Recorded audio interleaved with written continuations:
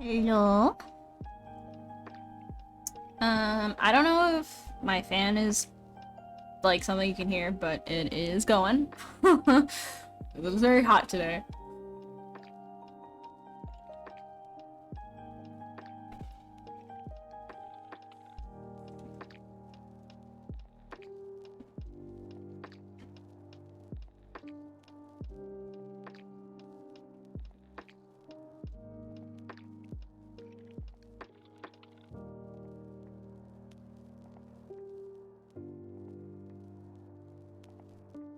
Hey, Prodigy! Let's see.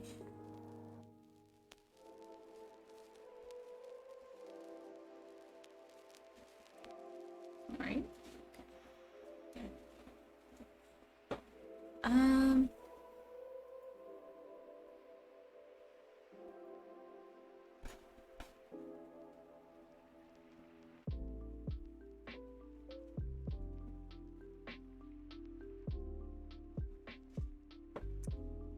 Hi, Gabby! Hey, Crocopo! Let's just do some free draw first.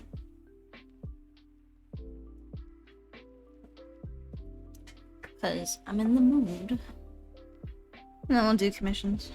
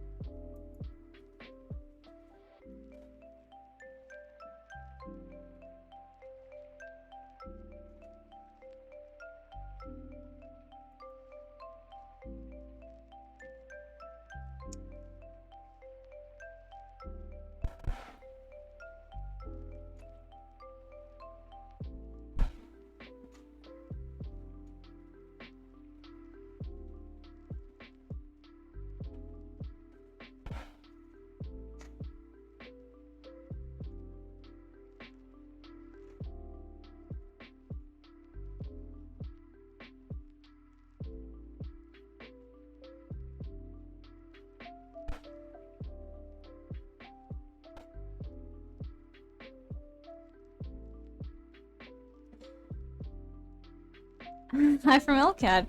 How was the first week off? It was great. I have drawn more in the last few days than I have this entire year.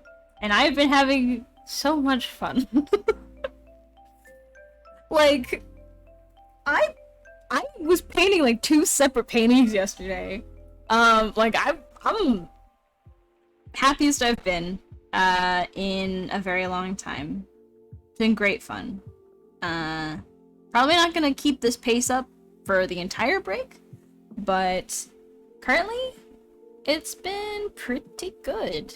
And a plus of that is I'm just like enjoying drawing. I'm enjoying making stuff, and I'm like trying to push myself to really finish things, or even just like get back into painting, which has been something I haven't done in a really long time. So, and it's actually been really cool, and I've actually gotten to take a break from it, so now it feels very fun and interesting.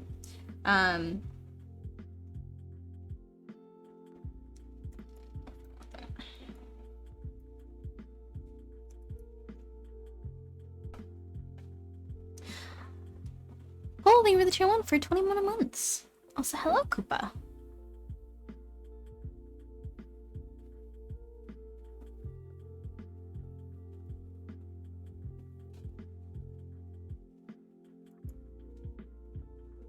Good.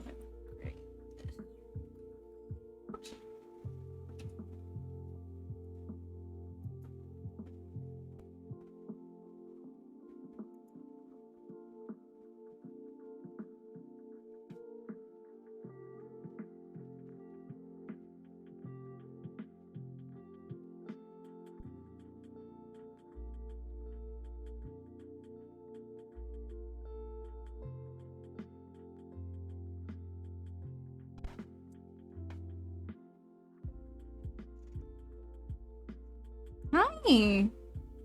Yeah, those older like Like, you mean like join me and stuff, right?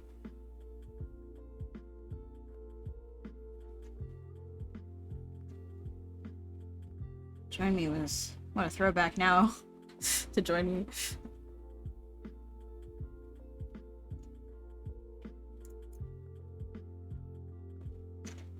Yeah, those are fun though. I really liked when like the format of Join Me. It was very like I know Join Me was meant to be for like meetings and stuff, but it was always very fun to kind of just use those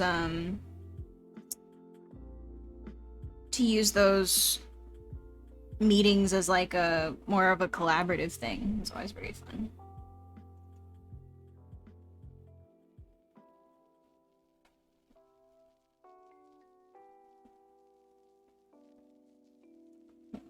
I should take a dark color.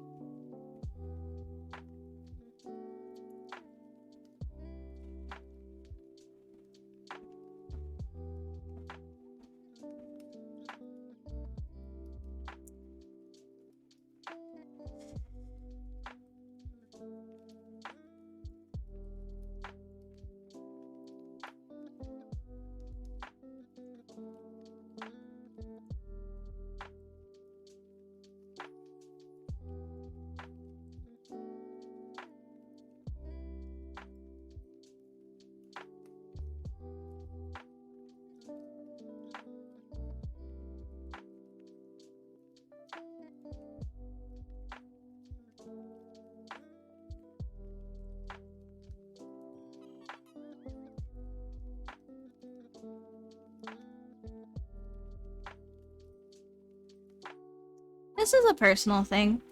I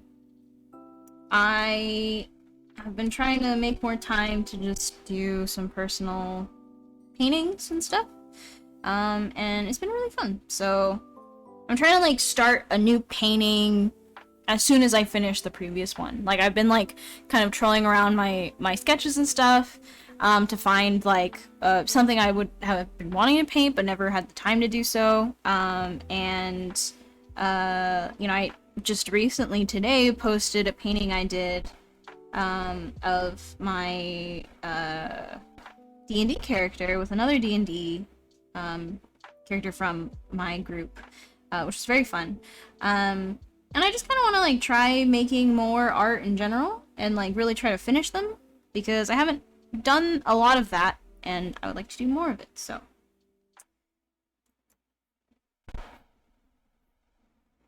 Fortunately, I do not have the time to make finished pieces as commissions anymore, except for a very rare case.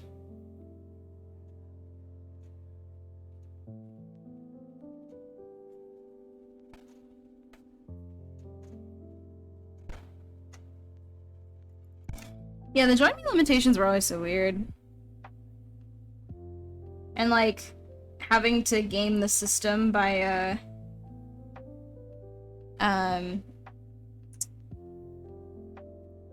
making a new, like, spam email on those, like, temporary email sites, so that I could always have perpetual trial.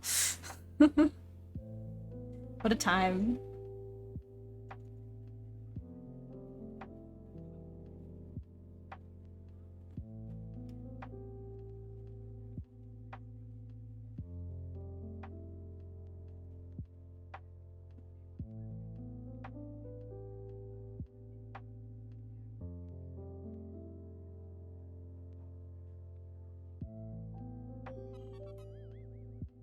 Hey, Bradmere!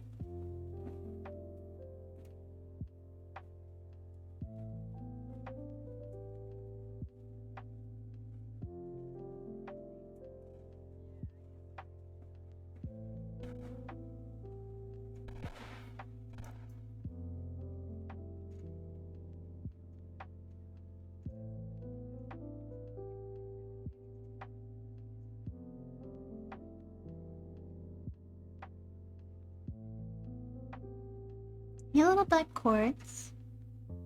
Welcome, welcome.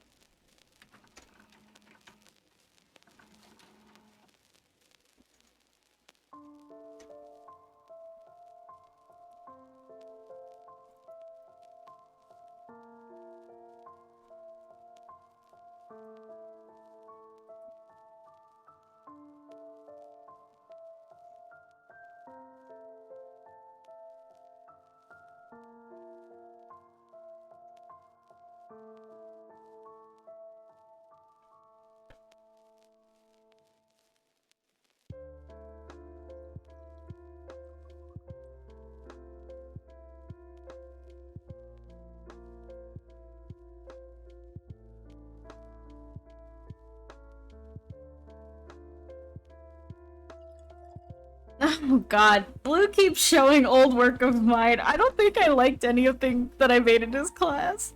Blue, please stop showing my stuff. Oh gosh, well, I appreciate that he, still remembers me. But I wish he would stop showing that kind of stuff. But I mean, it's kind of cool. So many people in the chat are from LCAD. That's really neat. I hope you guys are enjoying your time. I don't know what game art is like post me leaving, but I hope you're having a good time. Hi, Sunbirds. But yeah, it's very surreal.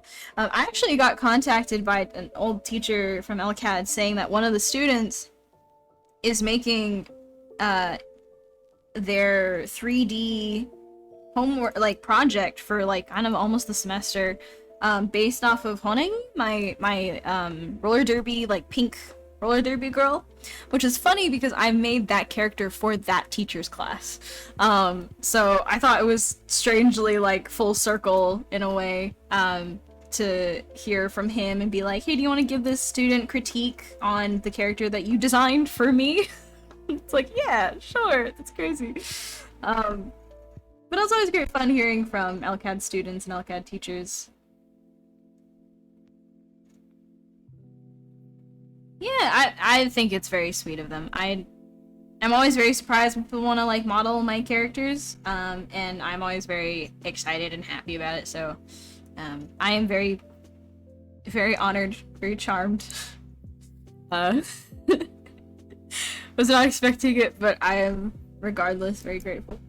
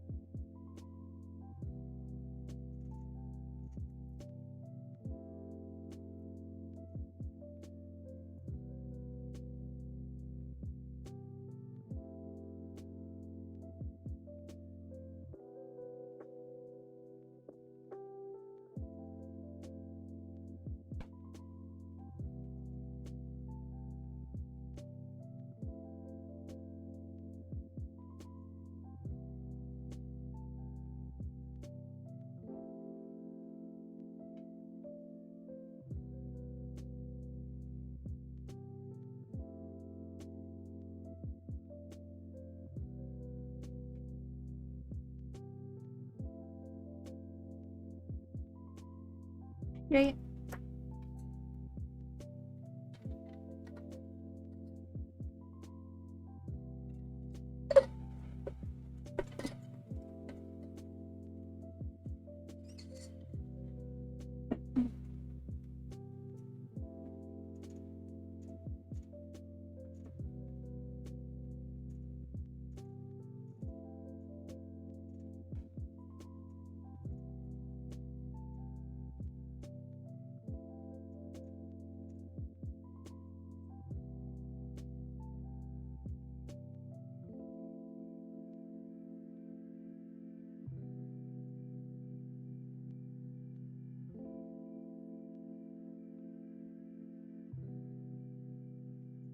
Pet Peach! She's in this room. I will pet her when I see her next.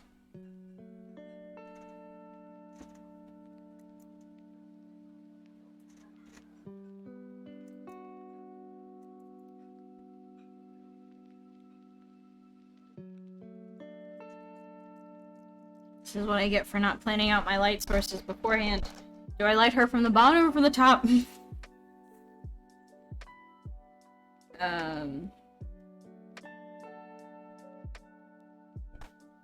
Bottom? Top? Let's see. If I light her from the top...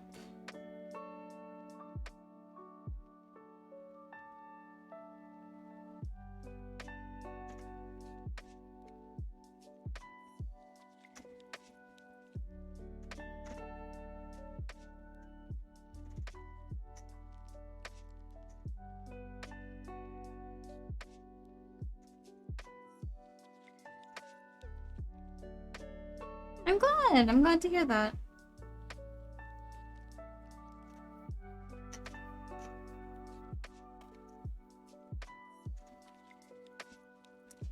I am doing good. I've been doing a lot better recently. And I'm much happier.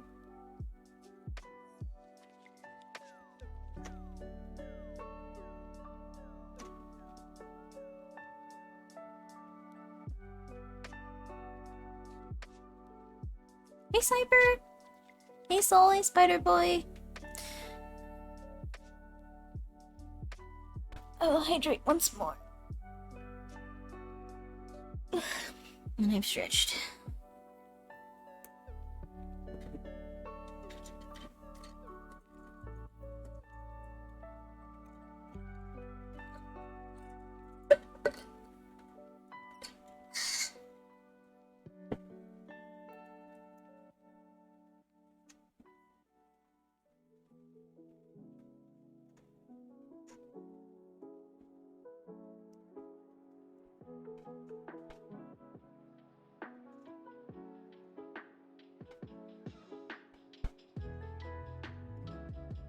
Do you think there's anything wrong with using a photo as your background for a piece? No. As long as you have the rights to use it.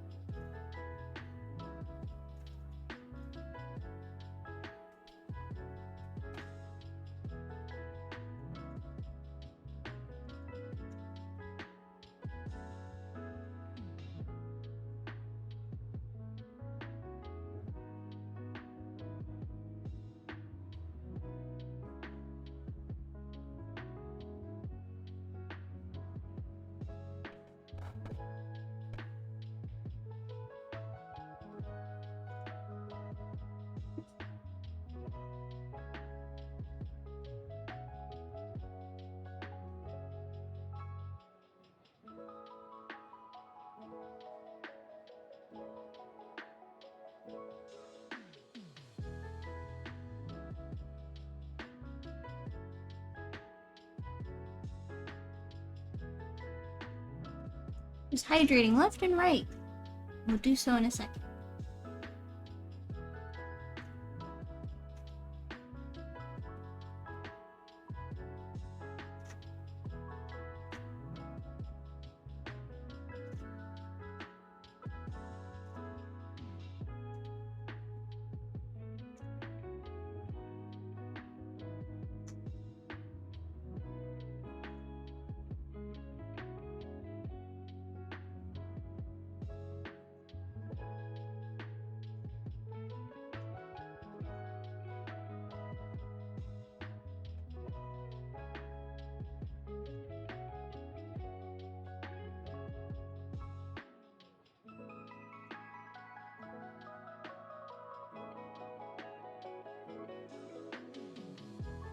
Tell what's better.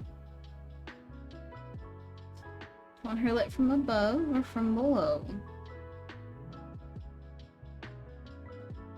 I like below just because she is a bit more of a sinister character. Like, the whole premise that I based her off of was like, you know, she's a paladin, classically. But, you know, I wanted to try and play a character that is like sort of the indication of a believer taking, kind of recreating, reframing their religion to suit their needs. So she's a very brutal person. She believes in this kind of like idea of ultimate justice. Oops, they're not symmetrical. She believes in this kind of like idea of ultimate justice, and so her whole shtick is that she's like judge, jury, and executioner for a god that she believes does not need to I guess like concern himself with things that are beneath him, which is funny for a god that is supposed to be the god of the poor and the destitute. He is, at least based on what my DM told me, like he's like this kind of god for all of those down on their luck, god for those that are poor or wretched, and so she almost sees herself as this like first wall of defense that culls the herd of those that do not deserve to see the light of him, which is like such a twisted way of approaching a god that's supposed to be for the everyman. And I like the idea that she like took it upon herself because she has this like super deep like obsession with like, you know, punishing the guilty, punishing the unworthy, to the point where she starts punishing people that she's supposedly supposed to protect. And like that's kind of the culmination of her obsession, I guess. So I think probably the under the light from below is probably better, because light from above kind of feels like symbolically like you're being kind of shown in like a good light. You're shown as like a hero almost, because it's like light from the heavens. So probably from below will fit her better.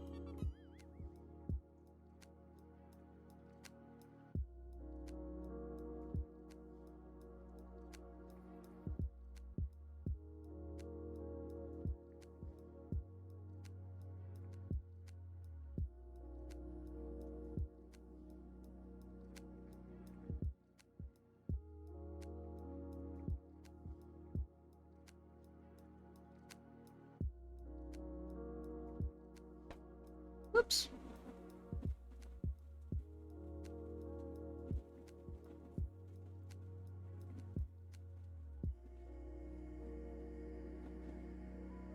Thank you.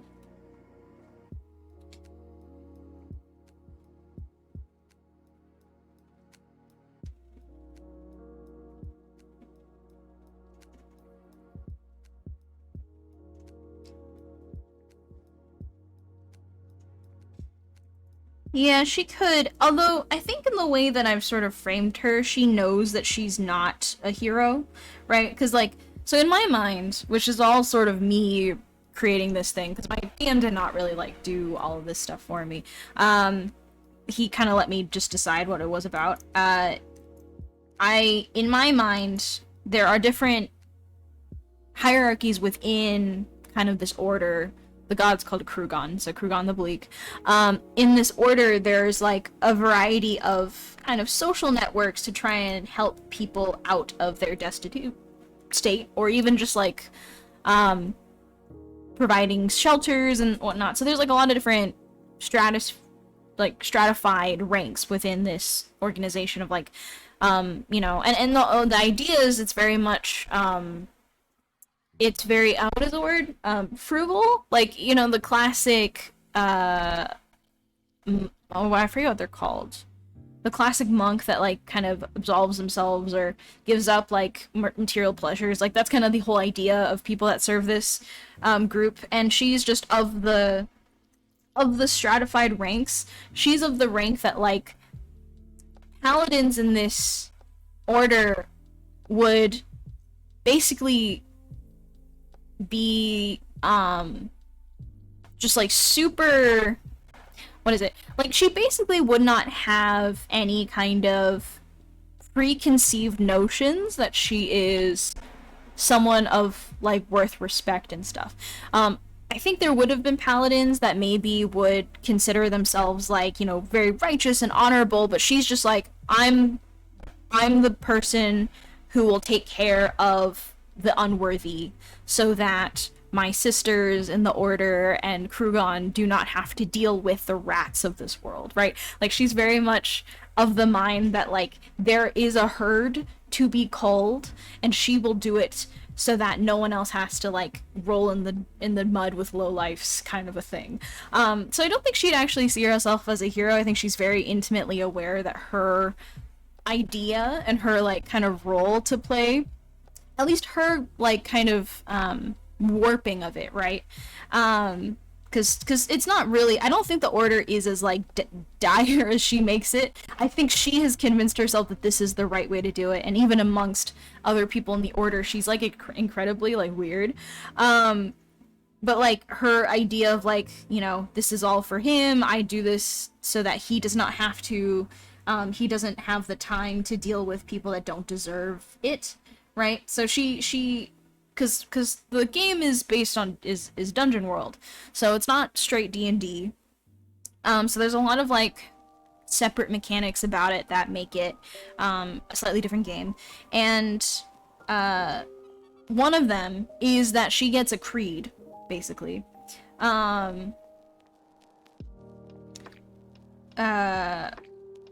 so when I got that mechanic as part of her class, which are all predetermined, I wanted to really run with it and think of her as like this kind of crusader that she sort of invented of like, I have to do this, you know, for him, and in a way almost like resents the people that she's supposed to protect, because she's like, you know, if you had just been less of a sinner, if only you had just been like, you know, a decent human, like you wouldn't have to be judged. Like you being judged is your fault.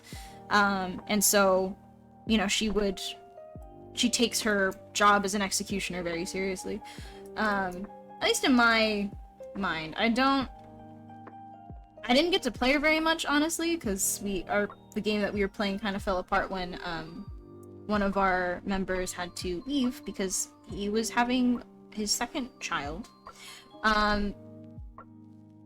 So I haven't really fleshed out all of her personality, but it's kind of the idea for it.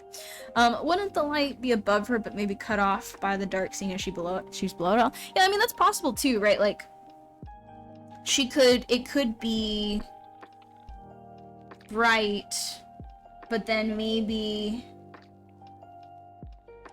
she's like overshadowed by it or something like that. So maybe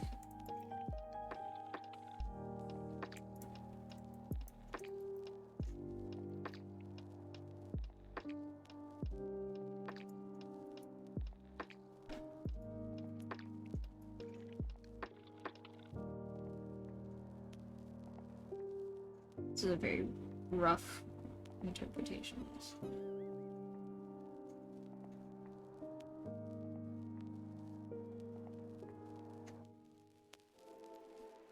I can have an even more dramatic color scheme, or not color scheme, but lighting scheme for this.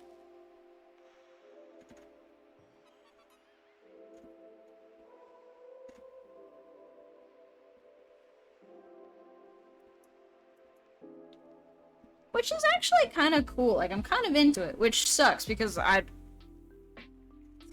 need to come to a decision about this before I get too deep into it.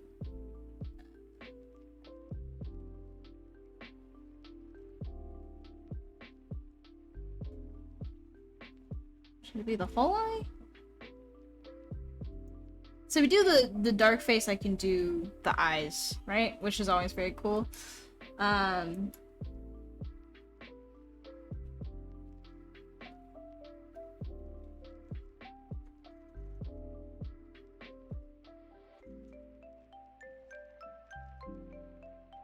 No, decisions!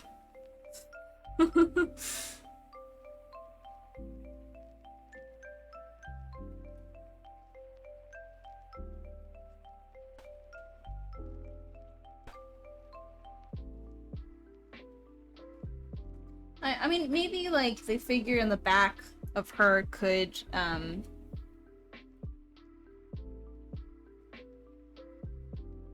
I am wondering, maybe instead of this, I'd even want to do, like...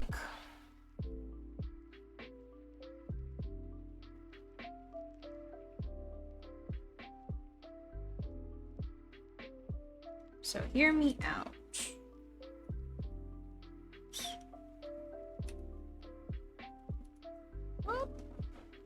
What is it? This one? Yeah. What if...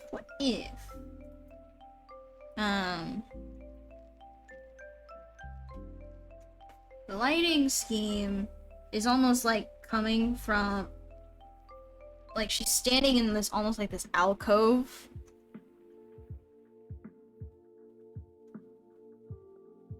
Which is very, like, not, like, I wasn't totally sure I was gonna do this anyway.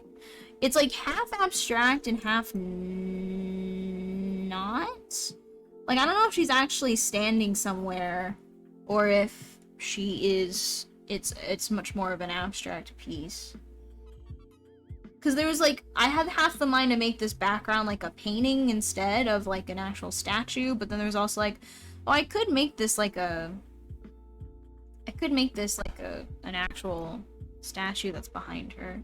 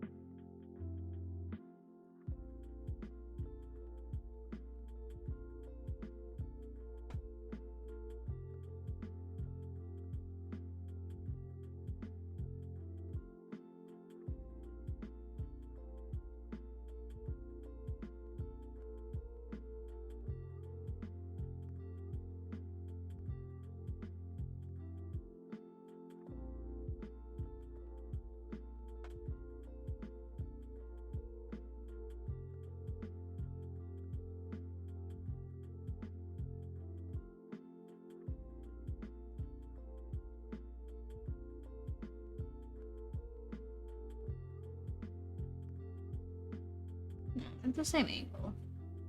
But I could maybe have it standing up. See, lots of random decisions that need to be made about this.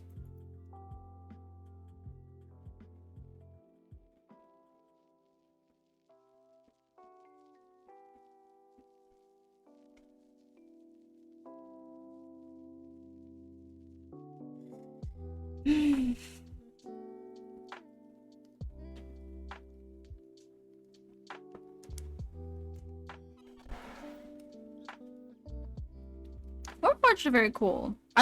She's not Warforged, if that's what you're implying.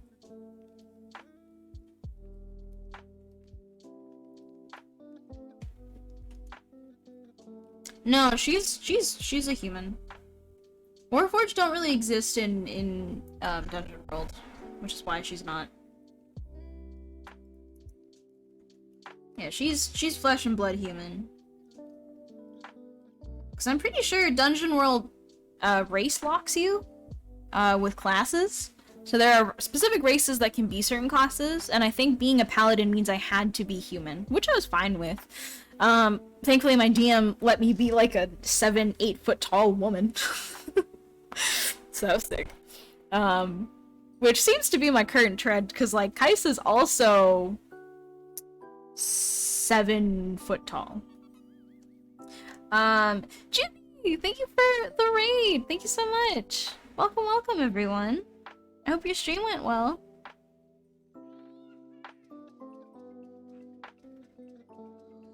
I thought it did. Cause, like, I remember, I think there's like a class that you have to be like a dwarf or something in order to be that class. I don't know. But I could be wrong. It's been a while since I played. What is that? Is it something of David? Statue. Oh, yeah. I want it to look like the alcove that Michelangelo's David is sitting in. So, like, the fact that it's this kind of like, this rounded dome, I think could be kind of cool. That's an idea. Thank you, Julie. But we're not really at the right angle to show that off, I think, as much. Unless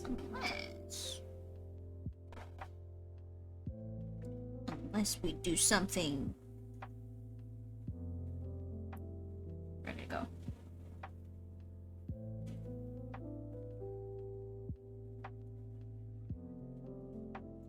Do something like this. Everything else will have to follow this perspective, but I can probably make it work.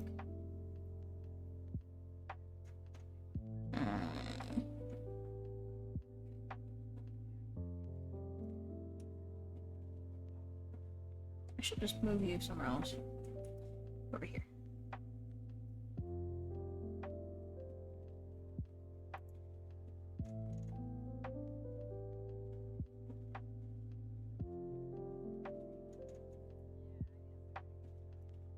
This character would definitely have to change perspectives, but it could be neat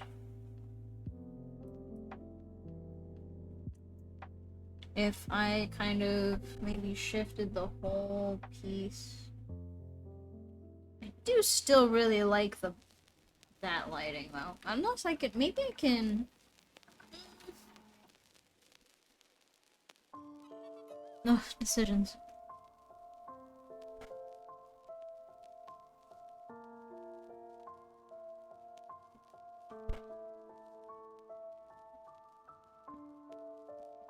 Because this could be cool if I...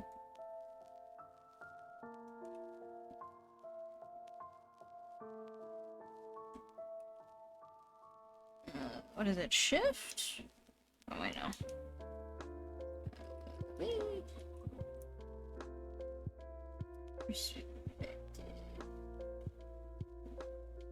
If everything was just slightly more... Oops.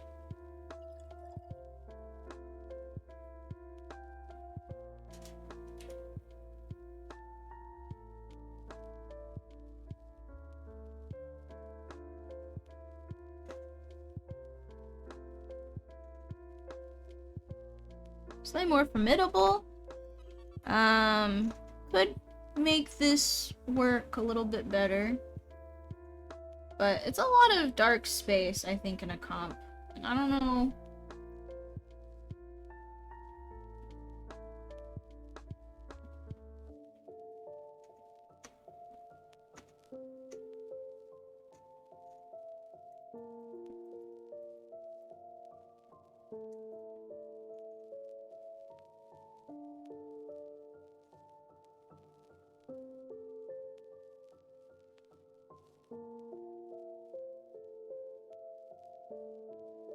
You.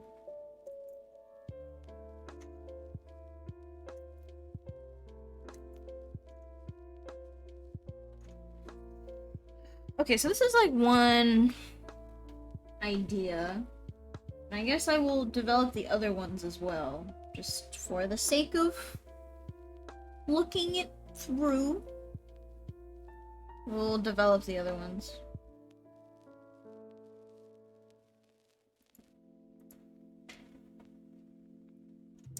Because there was like a version of this where it was kind of this relief of it, so he's not like really there. And then she would have her shadow.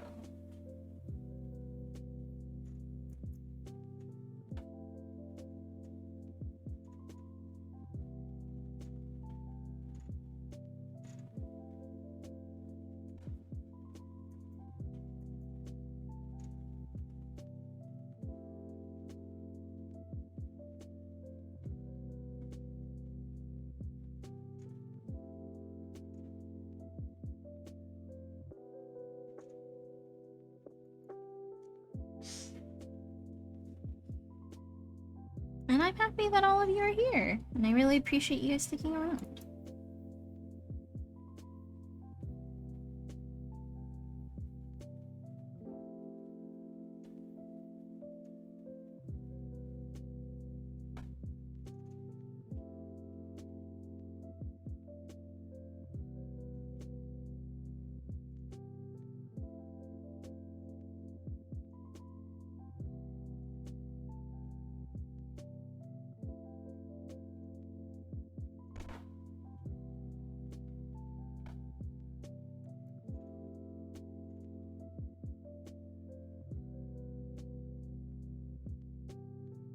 And then the plinth that she's on is very much separate from,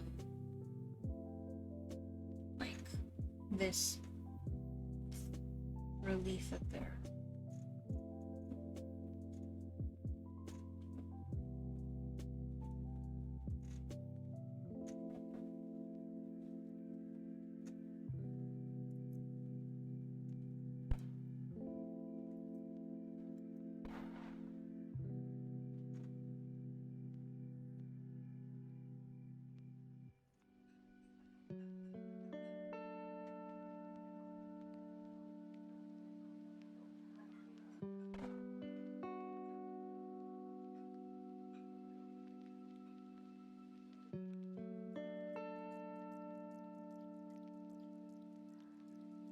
Hey, Brenna!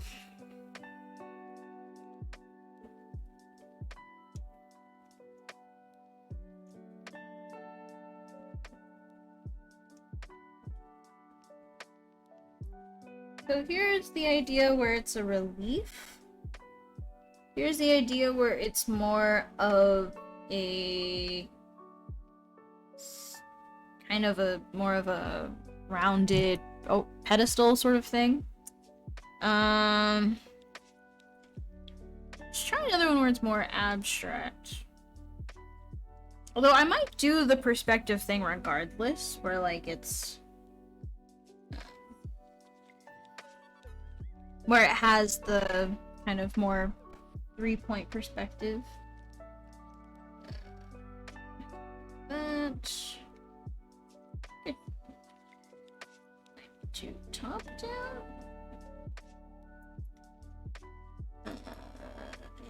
Get rid of these.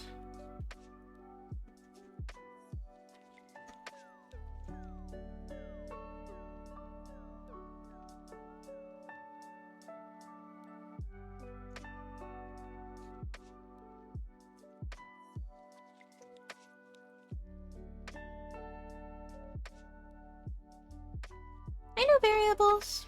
Welcome, welcome.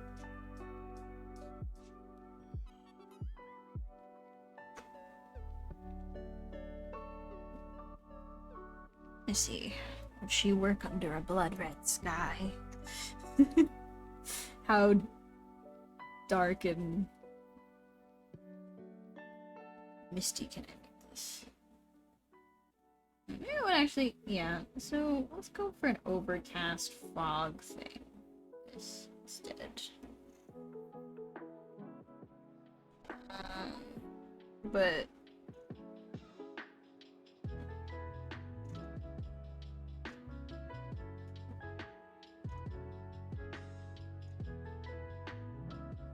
so we're going something a lot more abstract. So I'm gonna actually color these with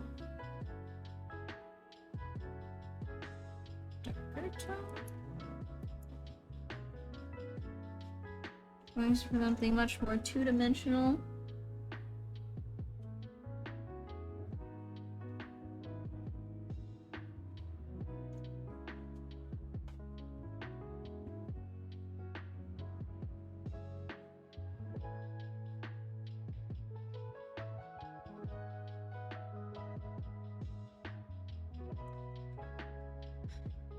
I am good.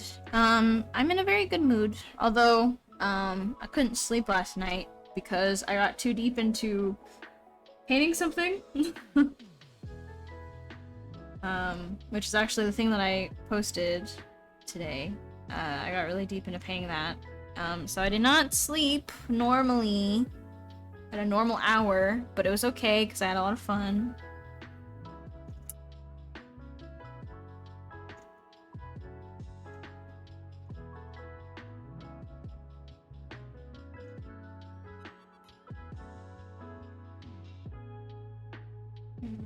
I don't know what Krugon would wear. Probably dark clothes. Maybe that would be a good visual contrast.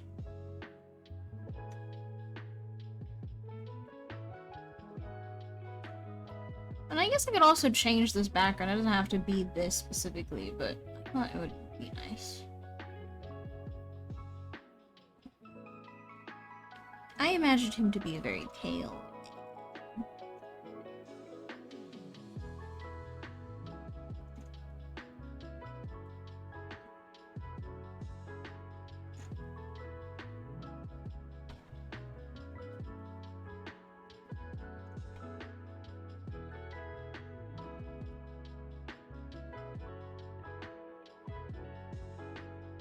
Yeah, I brain blasted that, into existence, like,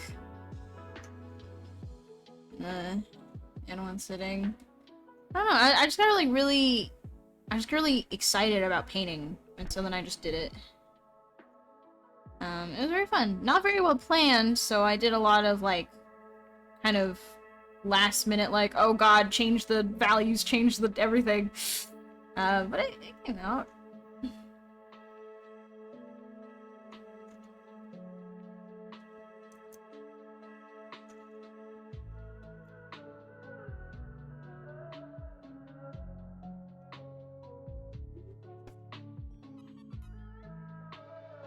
I mean, I only had one of my party members. It was a solo, or not a solo, it was a flashback scene that I did with one other person. Flashback session, because we were missing everyone else in our group, so, we had to do a temporary, like, oh, let's flash back to a moment where both of you have a shared experience, which is good, because she's the only other player that I have, like, anything to do with. So, we were able to do a flashback episode, and it was really fun. Really enjoyed it.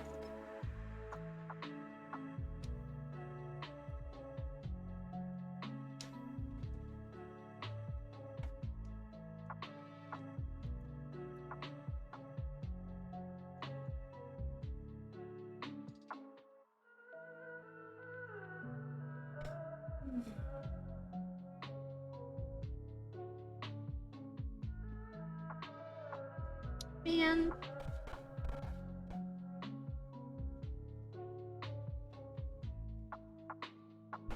What if this was...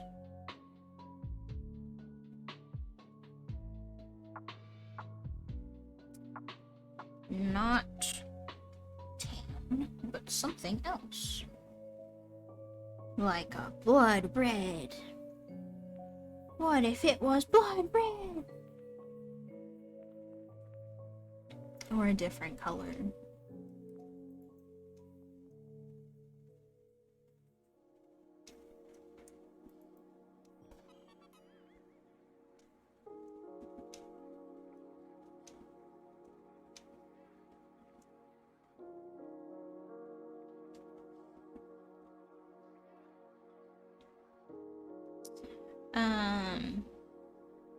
Let's go with something a little bit less.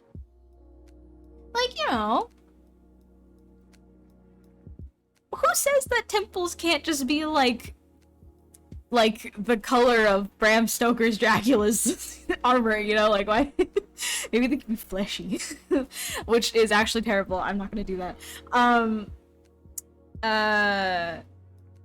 Or it could be like just dark, because he is Krugon the Bleak, so everything could just be like a very dark tone.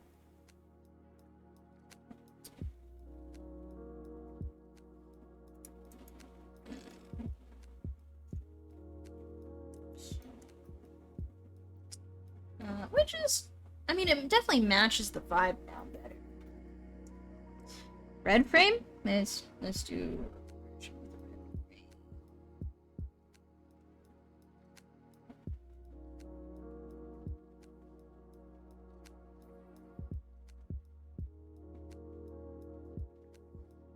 It does match her coat a little bit more. And if I did like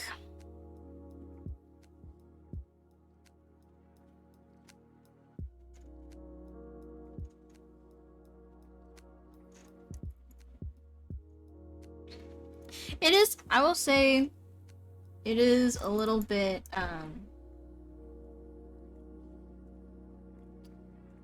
difficult. I think the abstract idea is a little difficult, I think, to achieve, just because, like, if she feels three-dimensional and there's not like a really obvious, like, oh, this is like a painting or something, then it might not be easy to tell. So maybe that's a point away from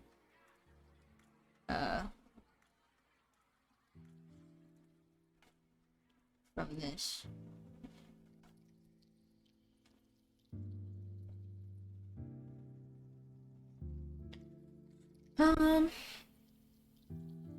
Yeah, I don't know.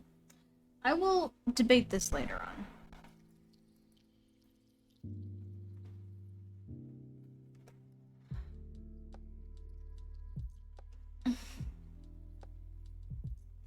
No.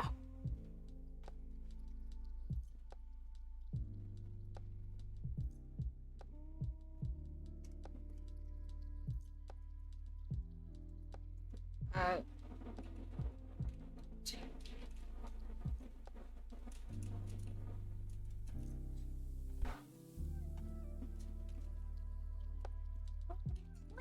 okay. Cool. Awesome. I am going to start doing charity commissions now. So let me grab tool sign.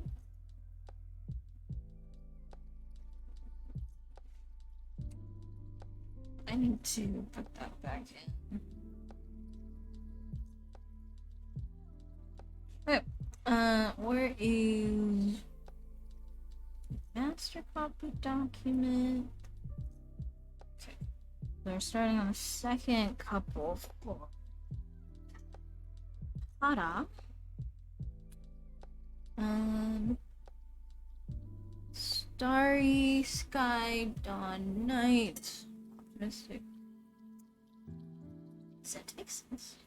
I need to put on my jacket. It's very now very cold in my room.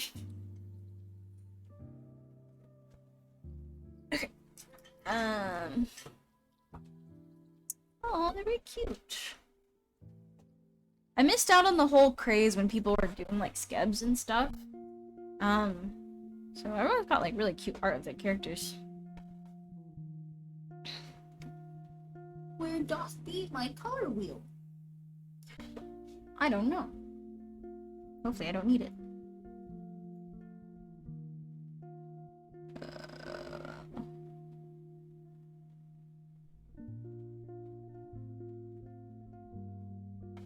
Somewhere. Oh, it's over here. Found it. Okay.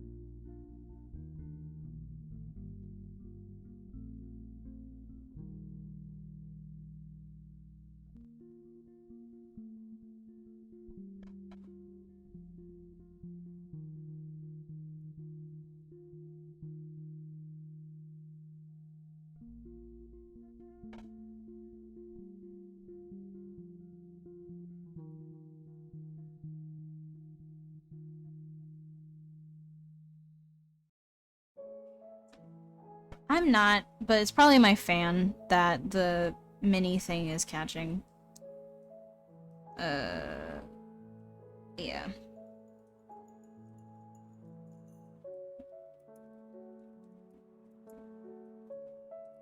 So I'll just keep jumping, I think. But yeah, it's because my fan is going. I could tune that a little bit more. Oops, it's small.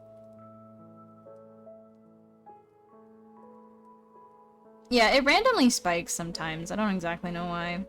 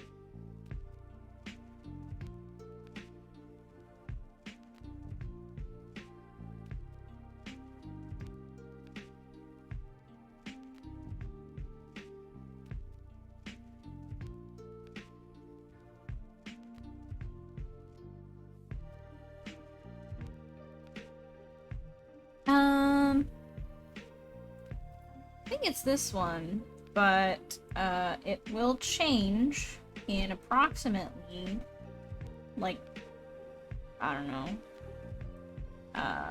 14 minutes? 15 minutes?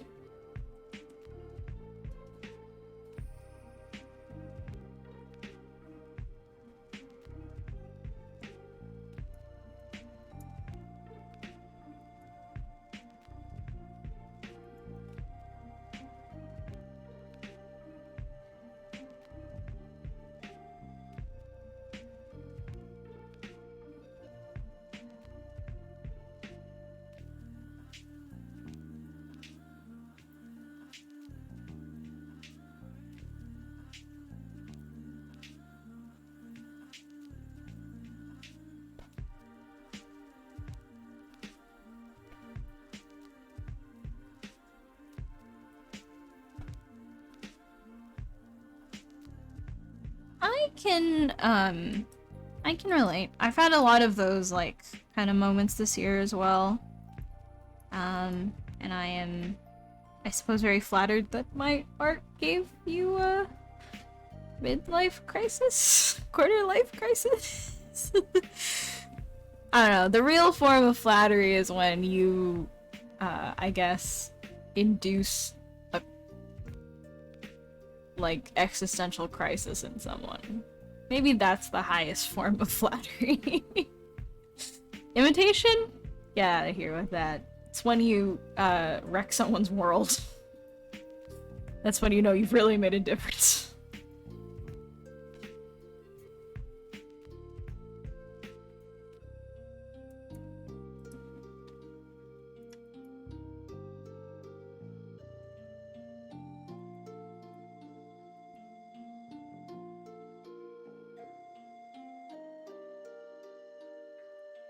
God, I hate drawing. Hair on men, for some reason, is just impossible. It's actually impossible. It is harrowing. I will complain about it, till the end of days.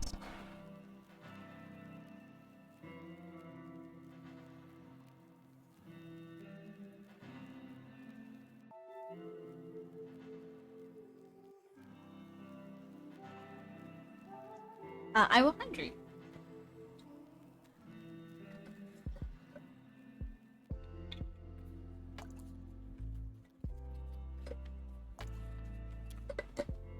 A nice cube.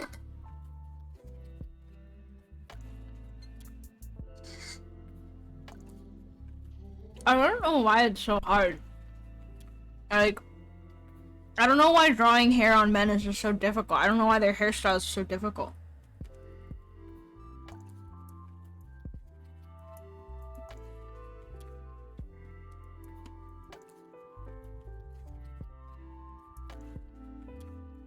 I know this is like a character flaw. It's just a me thing.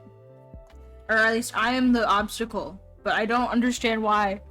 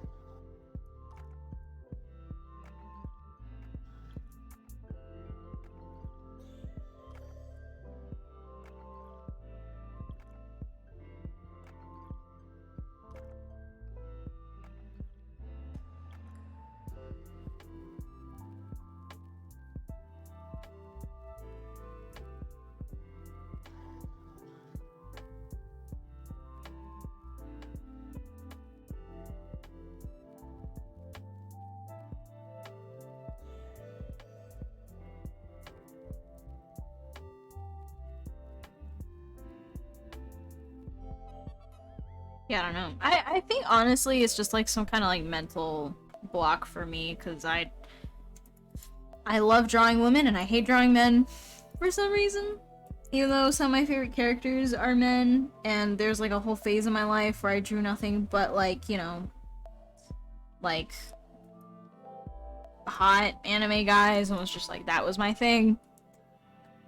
But I don't think that's me anymore. Or at least I can't draw like pretty boys anymore. I can draw like, you know, super gruff man that hasn't showered in like 10 years. I can do that. I can draw you a dad bod. I can do like Conan muscles. But just like basic anime pretty boy is, it's impossible.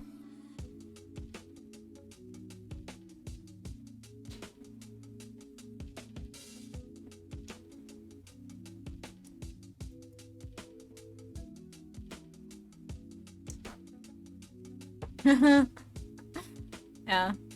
It's definitely peak dad bod.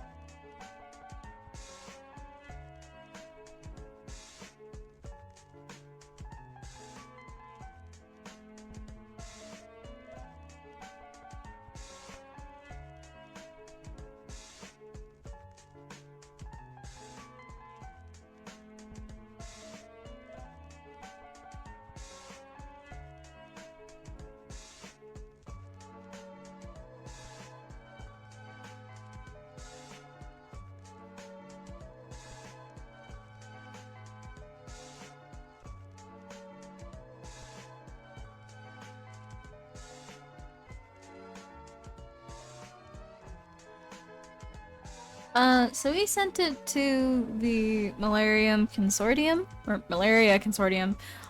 which is a organization which circulates malaria vaccines for kids in Africa. Because a lot of children there are particularly susceptible to malaria. And without a routine of vaccinations when they're younger, a lot of them do not survive past a certain age because of just how easy it is for them to kind of contract it. So this organization spends money on infrastructure, building infrastructure there, such as hospitals and clinics, as well as administering routine vaccinations to kids in various villages and towns and cities that can't afford to or don't have access to medical care.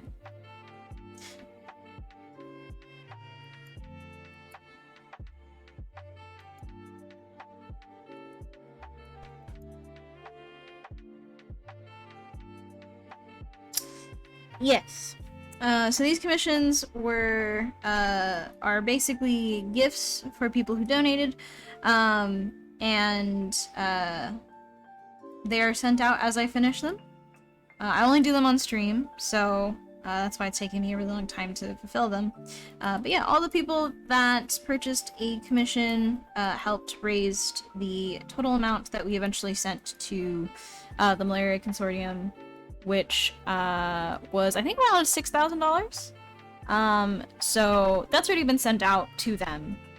And when this is done, then we might consider doing another charity thing. I was hoping to do one for the holidays, but I might take a break this year.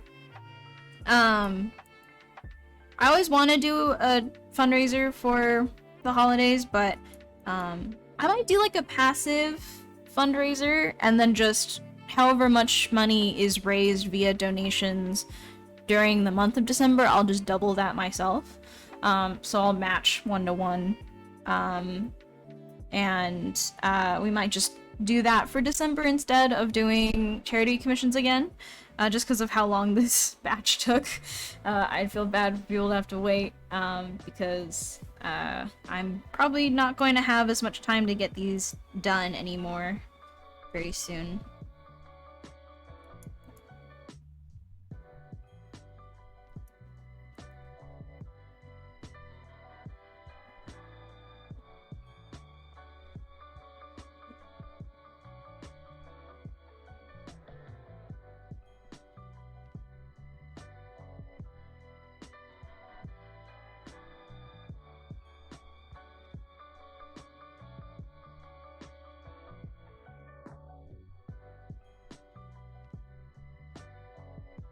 You. Yeah, I'm really happy that we get to do charities. I'm happy that the audience is big enough that people really came out and supported the fundraiser. So I'm really proud of the amount that we got and sent over. It was very successful in my opinion.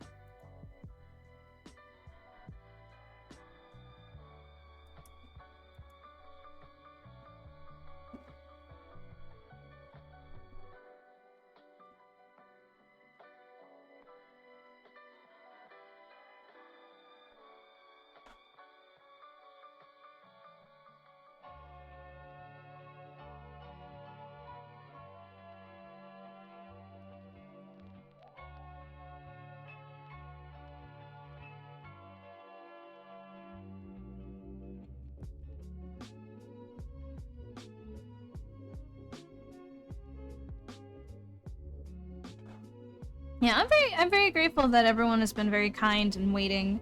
Everyone's been very patient with me, which has definitely helped a lot, because there have been many instances in the past, like 2 years, that this has been kind of going on, that I've had to take like a pause from working on them. So in best case scenario, this would have been done a while ago, but everyone's been very nice and very kind, so We are getting through them, and we are in the home stretch. We're in the home stretch for all of these. This is very exciting.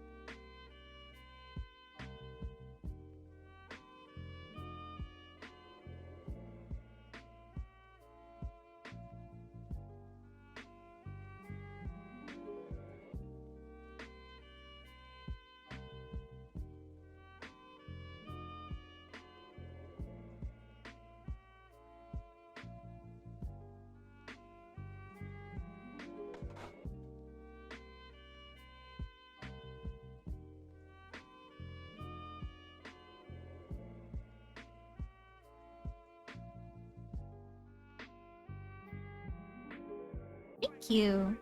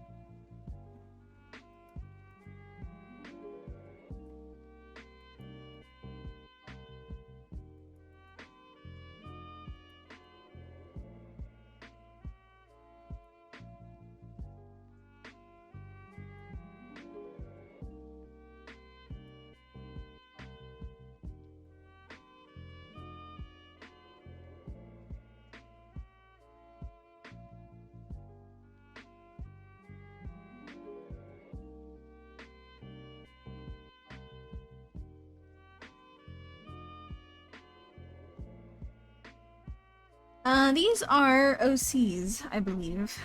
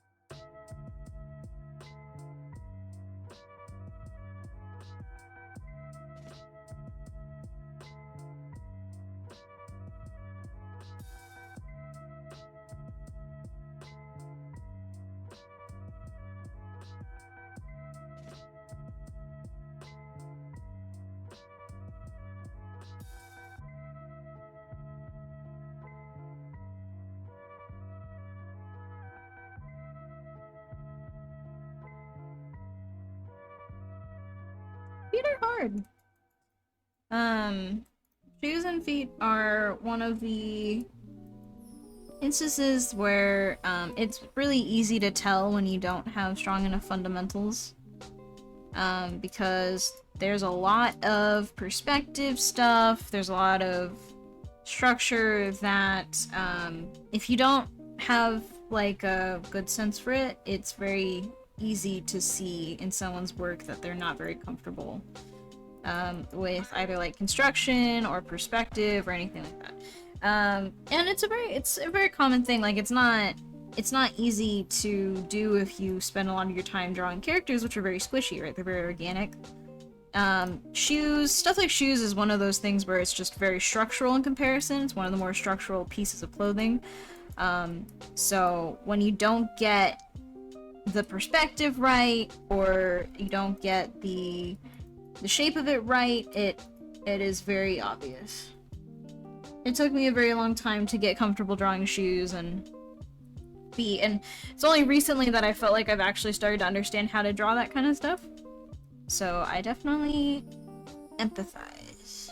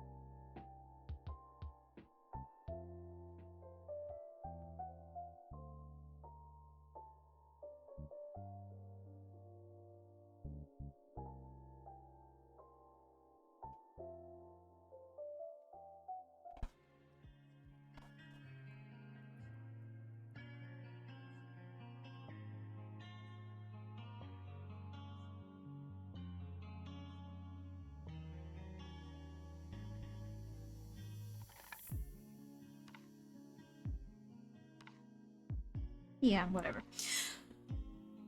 I'm just gonna...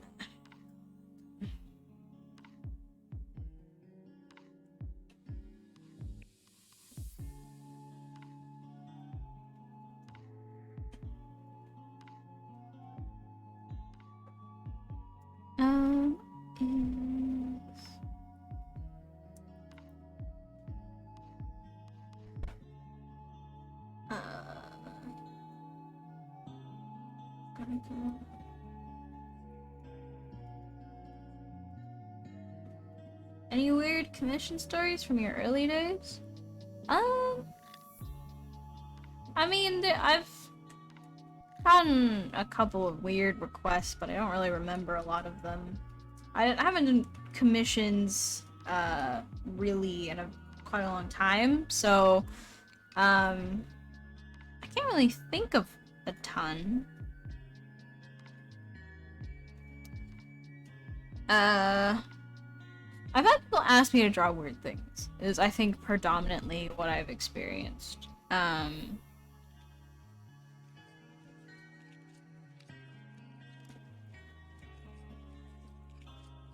So otherwise, it's pretty standard.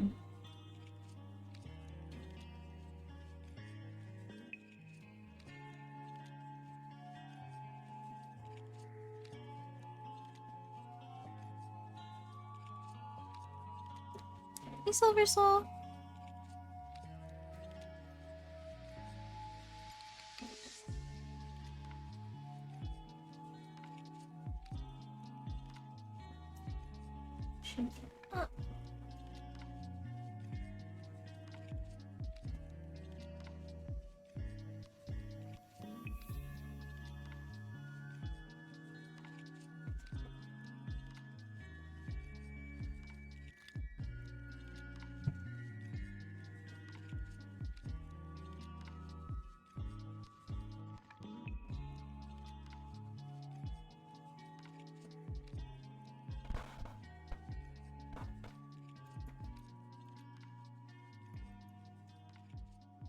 Well, neighbors are doing something.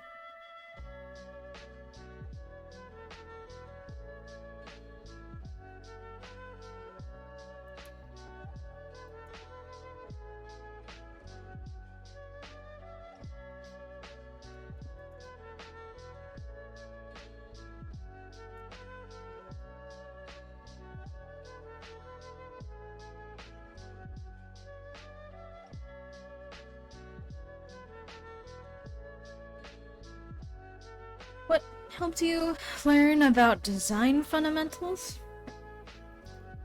Having a design teacher.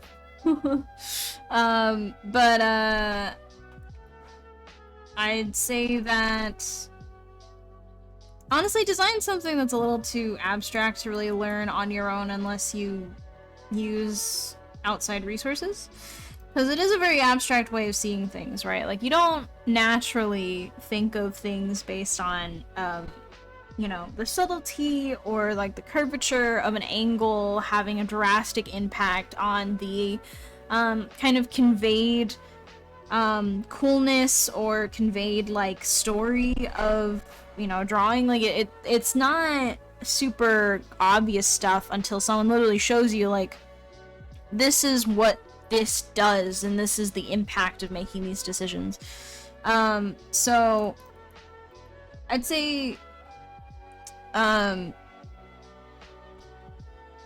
reading what people consider quote-unquote good design and reading about it from a bunch of different people's perspectives is good, because truthfully, obviously, not everyone agrees about what good design is, right? But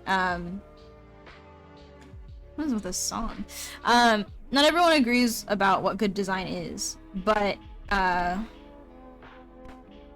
knowing how people judge what quote-unquote good design means is very helpful, because then it helps inform your decisions about, like, okay, if I'm trying to reach this kind of audience, like, what should I be looking at, what should I be aiming for, and taking into account, like, what do you think is cool, what do you think is exciting about a design, and why do you like it? Like, those kinds of analyses are really important and helpful, because understanding why you like something, why other people like something, why they don't, like, is going to help inform you about sort of the more abstract nuances of design. The reason why, you know, someone could follow every rule in the book about how to design a cool character and it feels forgettable. Or a character that is, by all definitions, extremely boring in terms of design is incredibly charming, and a lot of people are, you know, love that character because of how they look or whatever. It's not a science, but there are certain things that we know for sure are helpful when it comes to designing things, and it's usually a mixture of having kind of a good sense for proportion, composition on a character, right? The kind of aesthetics that humans tend to gravitate towards, like how most compositions, they say from a basis you want to use rule of thirds for composing a scene. Characters are very similar. You have kind of a general comfort level when it comes to characters that once you learn it, it makes it very obvious. The sort of like default, this is what a comfortable looking character feels like, and then you can make it uncomfortable if you want to, or whatnot. Proportion, balance, right? These things are very much dependent on, one, your tastes. Because I could disagree with you on whether or not a character feels balanced, whether or not there's too many details, whether or not their design is even interesting or powerful or impactful or memorable, right? And it really comes down to, like, what are your tastes? What are you trying to design? And how do you make sure that your design fits those parameters? So my recommendation overall is to take a look at how people have defined good design, right? And try to pick out pieces of it that you could say, like, okay, so in this specific character design, right? Because I'm only focusing on characters. In this very specific character design, there is a lot of detail in these areas, and literally, like, draw them out. These are where, like, small details are. Here are the big details, and here are the medium shapes, right? The big shape, medium shape, small shape thing, you can then say, like, okay, well, here's where I think they want us to look at, which is usually the face.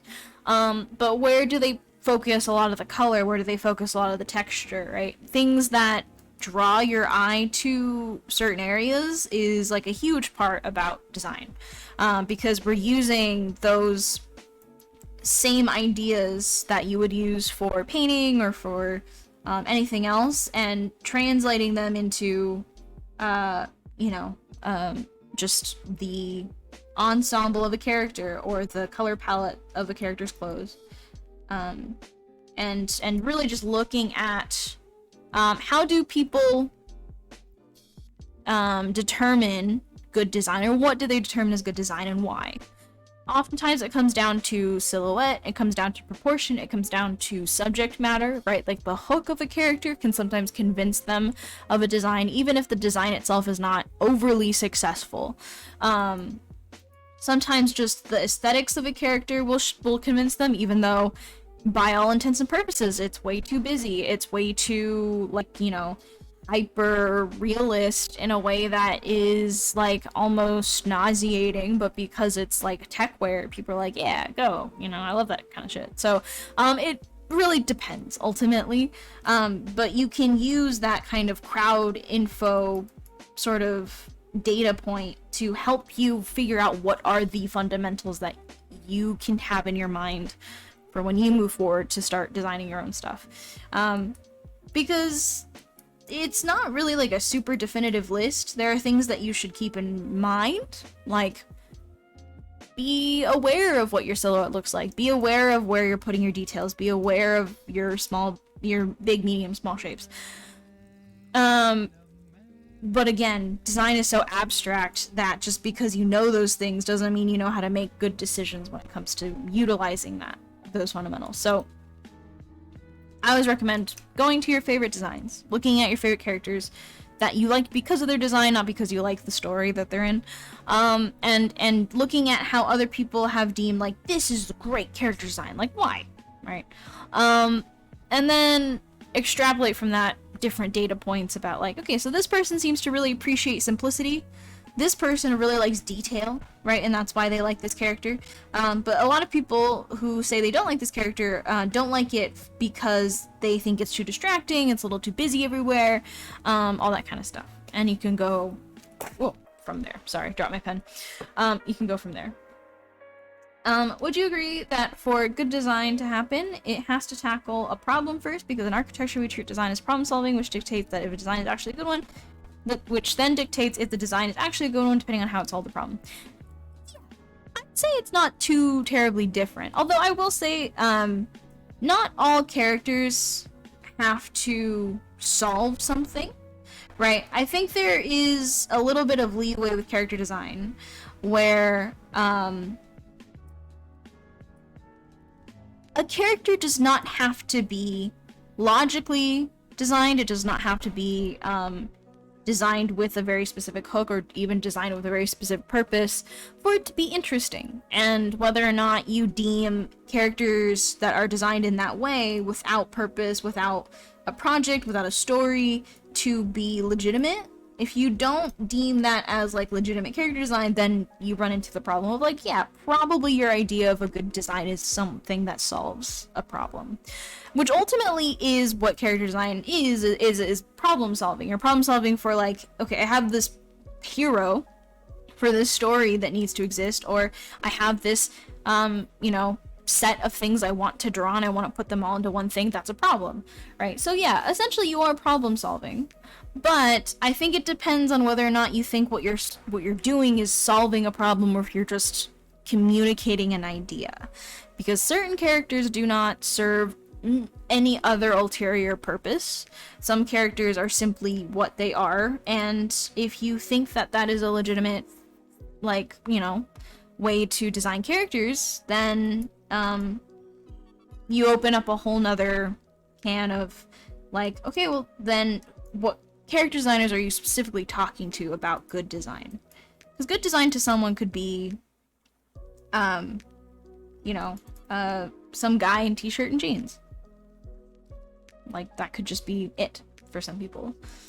So, a little bit of leeway, but I generally would agree that that is probably how I would describe a design that is efficient, that is serving a purpose. Aesthetics kind of do factor in a lot more with character design though. So if it solves the problem but you don't like the look of it, then you probably wouldn't say it's a good design.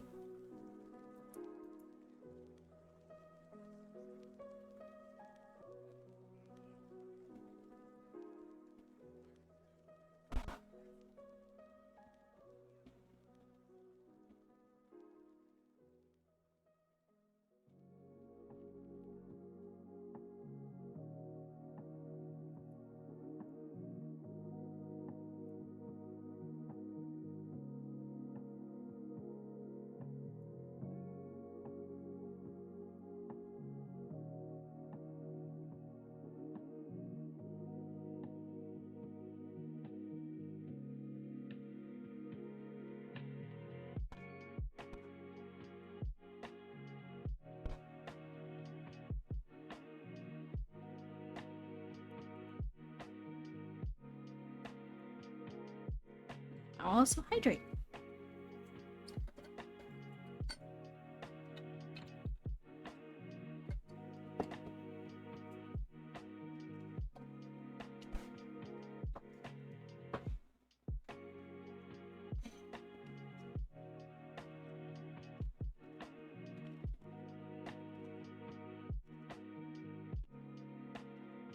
I love ice.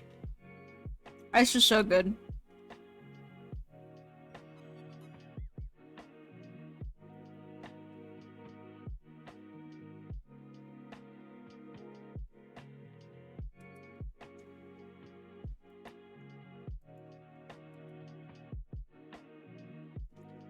I need to move this window, it's getting in the way.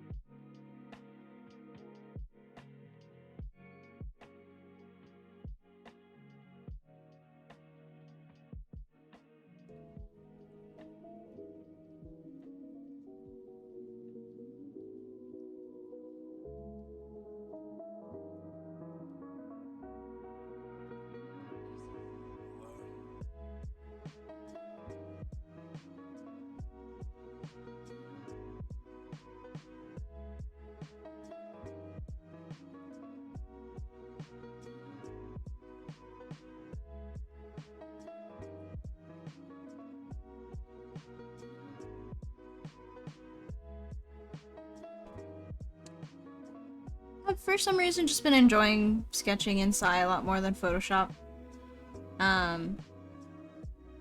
It feels very lightweight, and I really like the brush that I've started using, so it's been my program of choice since I haven't been doing a ton of professional stuff lately. Because if I'm doing like actual work, I'll use Photoshop, but if I'm just doing personal stuff, then Sai feels very comfy.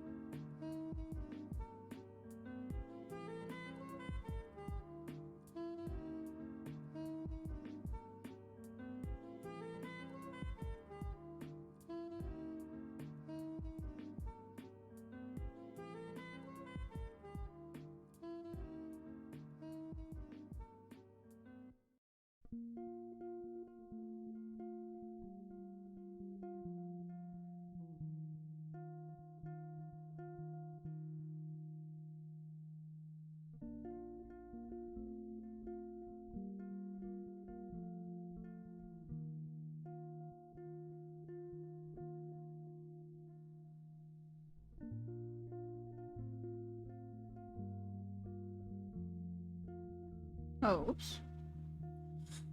This character has a braid. I just totally forgot about that.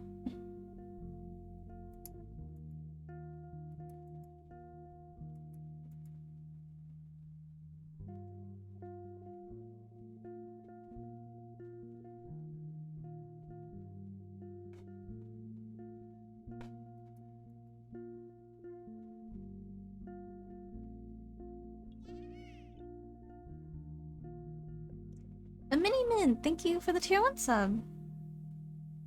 I very much appreciate it.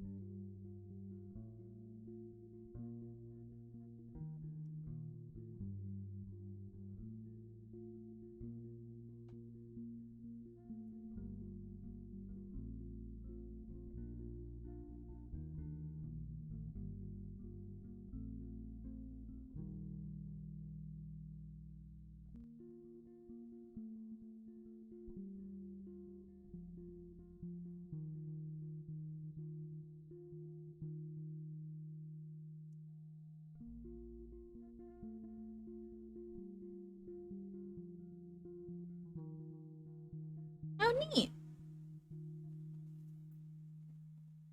I will check out the site later.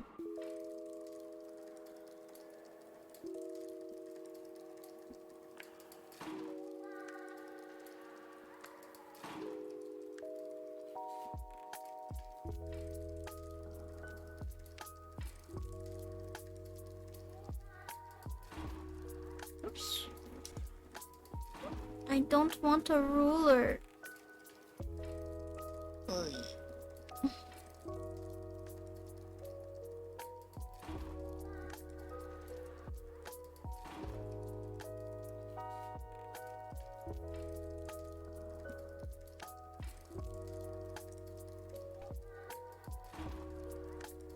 I mean, it is a practicing...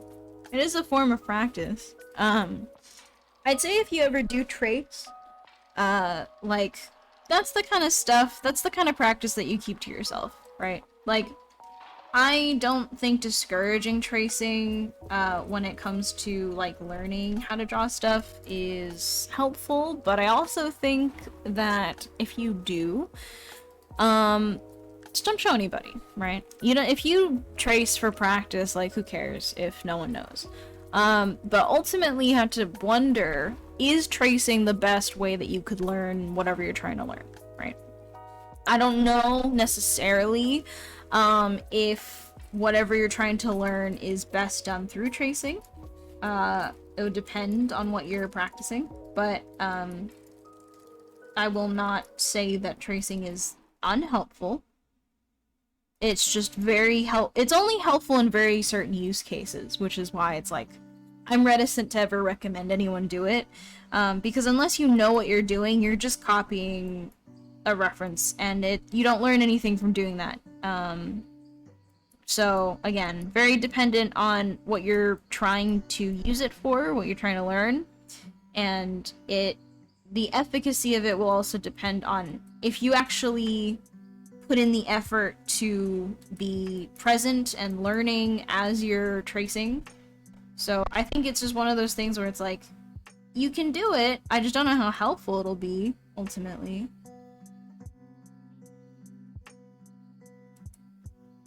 And it is not what I recommend.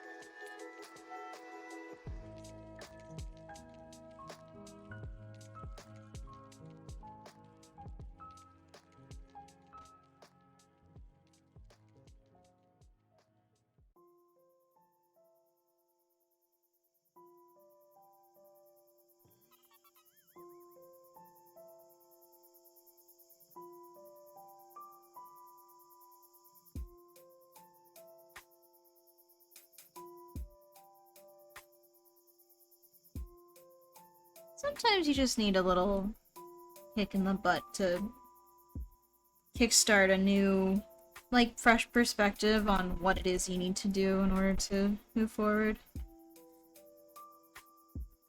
I find that moments of, like, stagnation, it's usually because,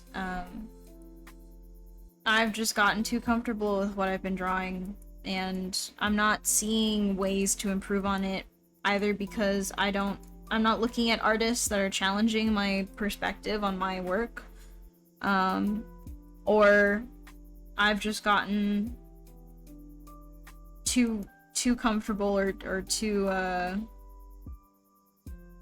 guess just, like, complacent with clearly the still existing flaws of my work.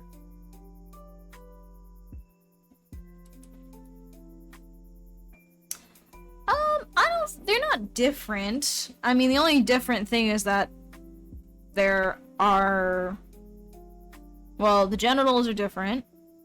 And there might be minor things, like, masculine bodies have an Adam's apple, right? But beyond that, it's not necessarily, like, all that different. So yeah, you're kind of learning both, right? And as long as you understand that, like, the way that gravity affects breasts is different, than a lot of other things on the body, then that's, like, the only other extra thing you gotta learn. Welcome! Thank you for the raid!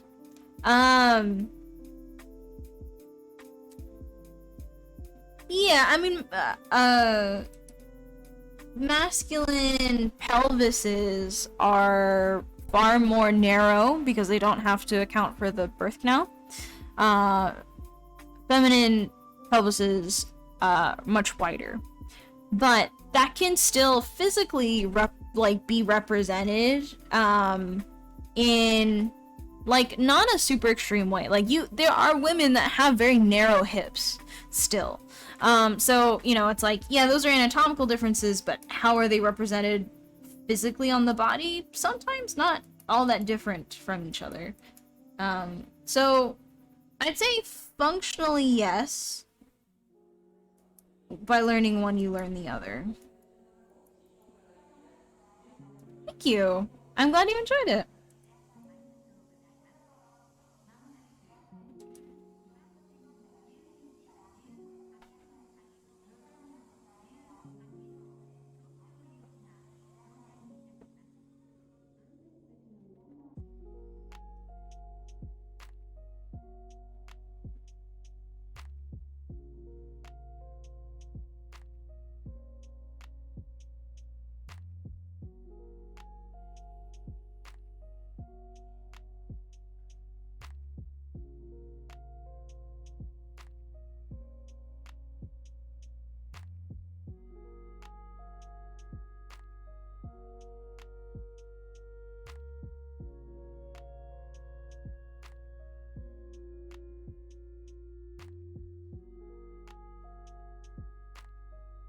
God, this one was easier. Okay. Where is it?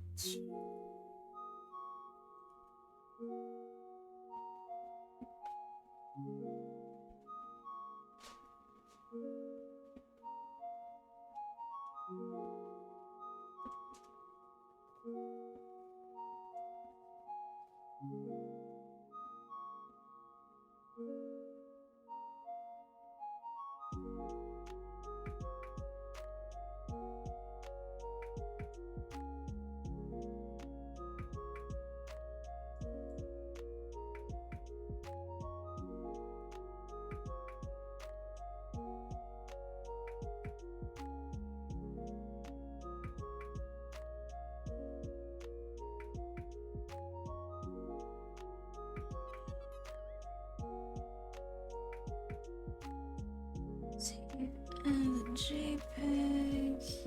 Yes. Okay, cool. People with simple characters are the best.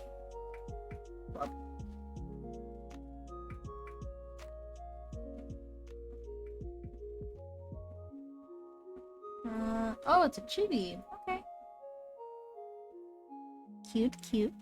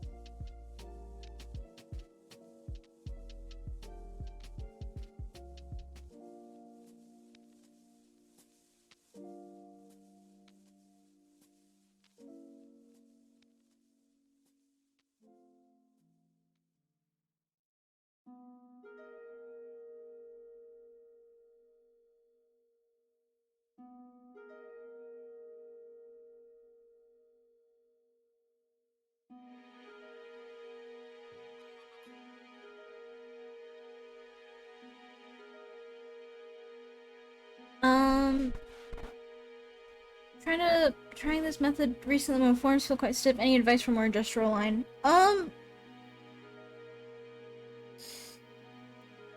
Gestural, I don't know what you mean by trying this method, but, if you mean drawing like me, the reason it's stiff is because this, way of drawing is extremely controlled, and if you aren't careful, a lot of things come out looking stiff, which is a thing that I battle with a lot. So I have to account for that extra stiffness by kind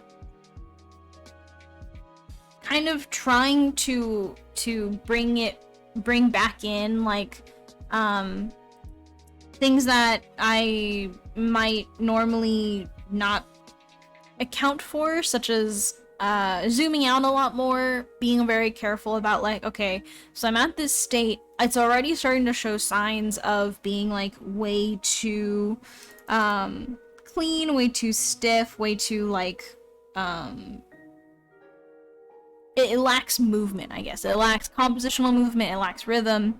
So every decision I make has to be like, okay, I'm shooting for this. I need to keep in mind that every line that I make has to, you know, circle back to the bigger idea of this has to flow more, this has to account for all the things that this method of drawing typically forces you to not think about so much, because you're not playing ahead. You're not planning for like the fact that there's this movement going through the figure first and then you build everything on top of it. You have to be thinking about that as you're drawing all of these details, as you're composing the silhouette, as you're posing the character. Like, the thing about the way that I draw is I enjoy the challenge of having to consider all of these things at once, but unless you're used to it, it is an overwhelming way to think about your characters.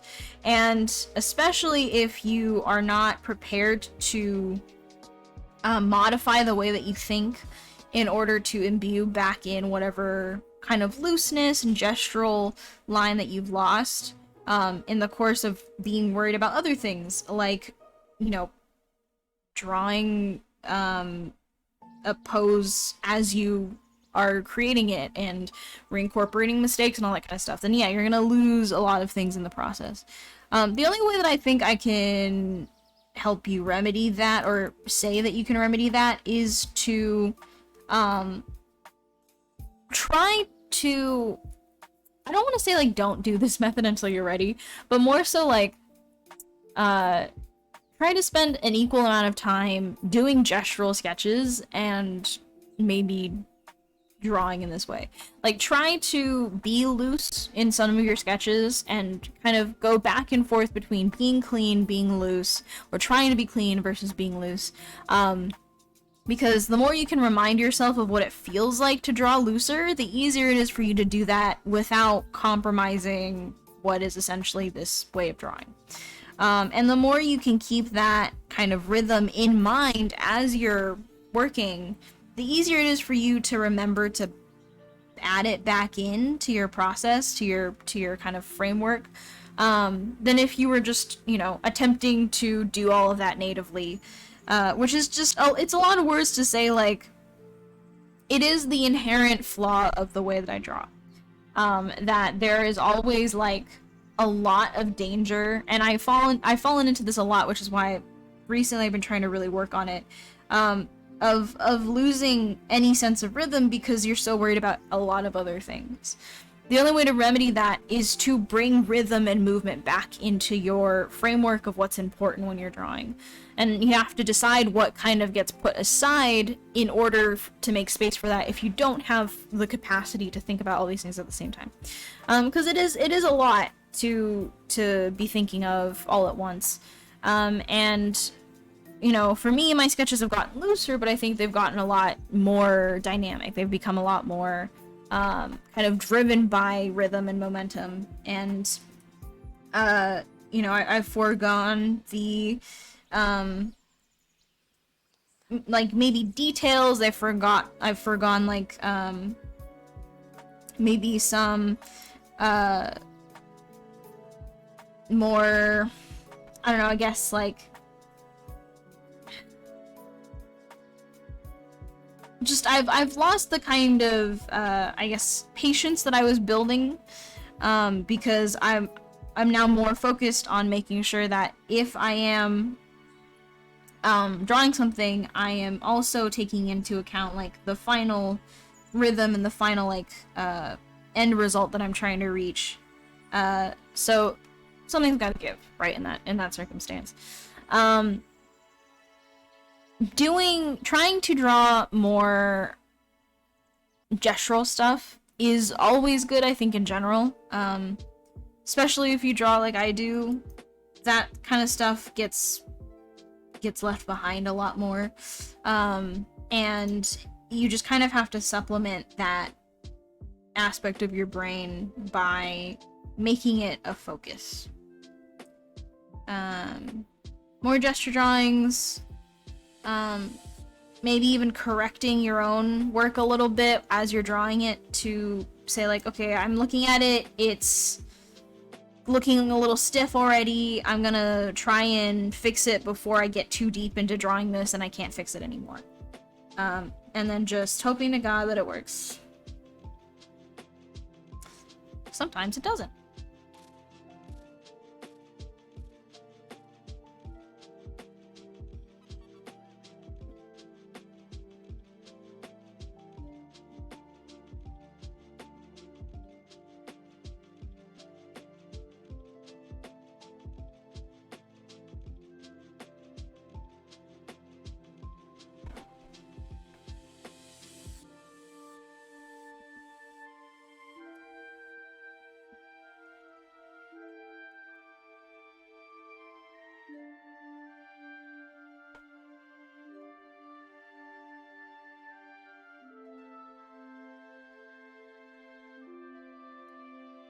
Yeah, because my other one just doesn't turn on anymore.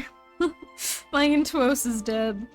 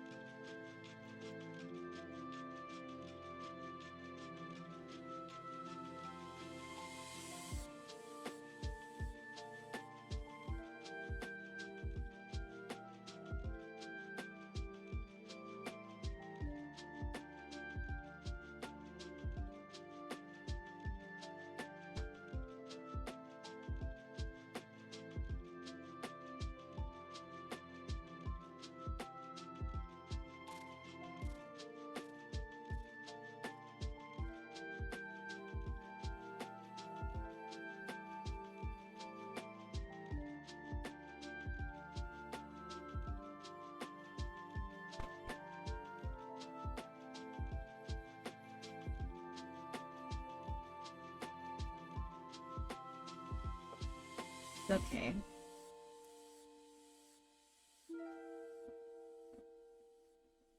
Hey, not me not remembering how, I do chibis. Haha. Gotta look at what my older chibis look like.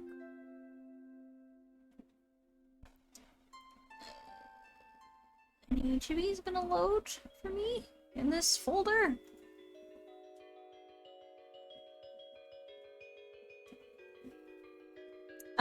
I just draw directly on the glass. I actually didn't know there were, paper-like, screen protectors. I should probably get a screen protector anyway, but too late.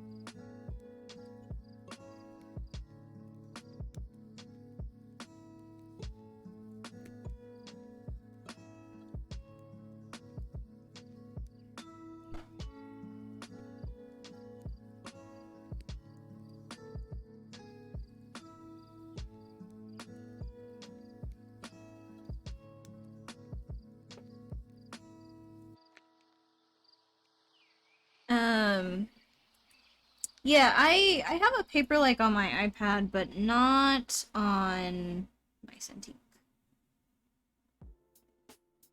And I do like the Paperlike on the iPad, although it does wear down my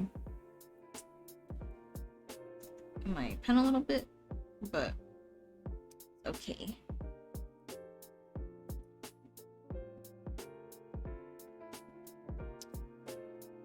Have a more.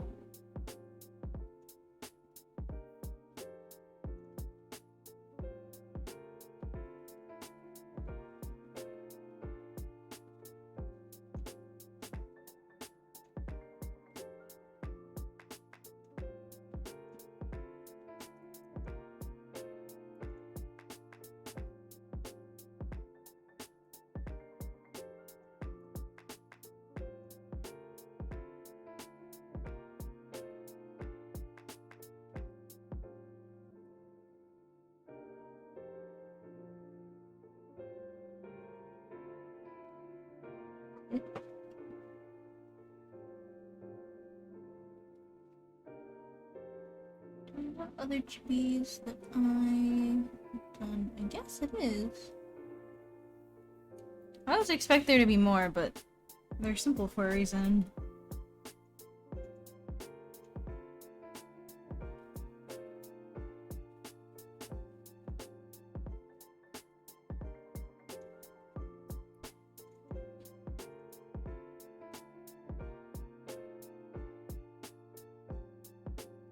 Does he have a tie? Does. A little tie.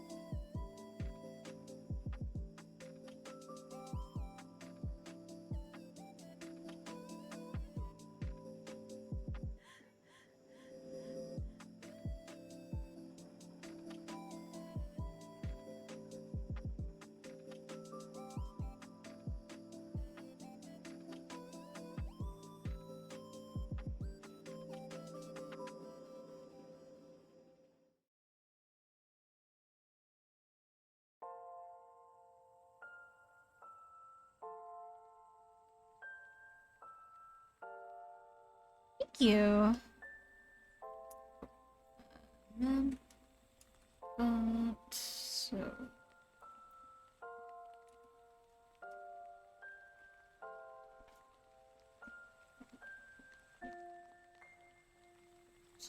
as a PNG. So,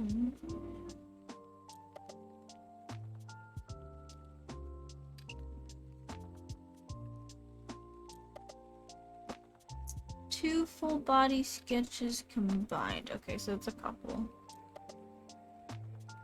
Oh my, there's a lot of art of them. Okay.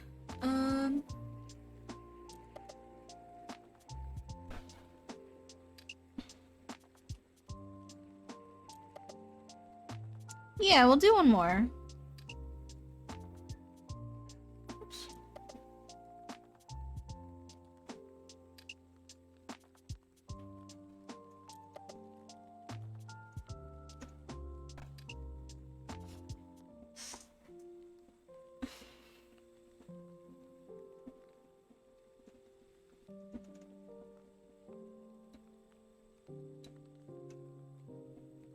Yeah, we're good. We're good.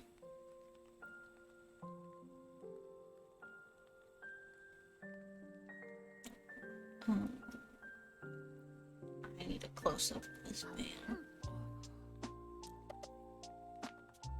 Does he have side structure? Yes, he does.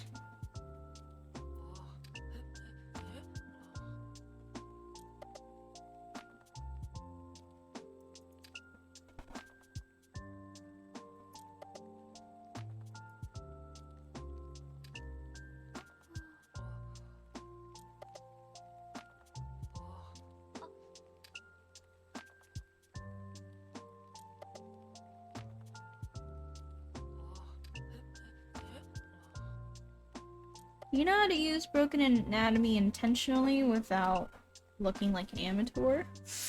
Amateur? Well,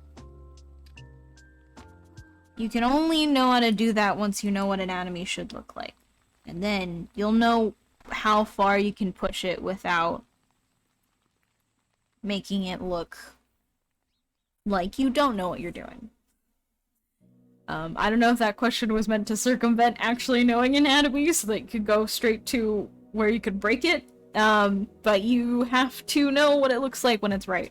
And you have to be able to draw it correctly.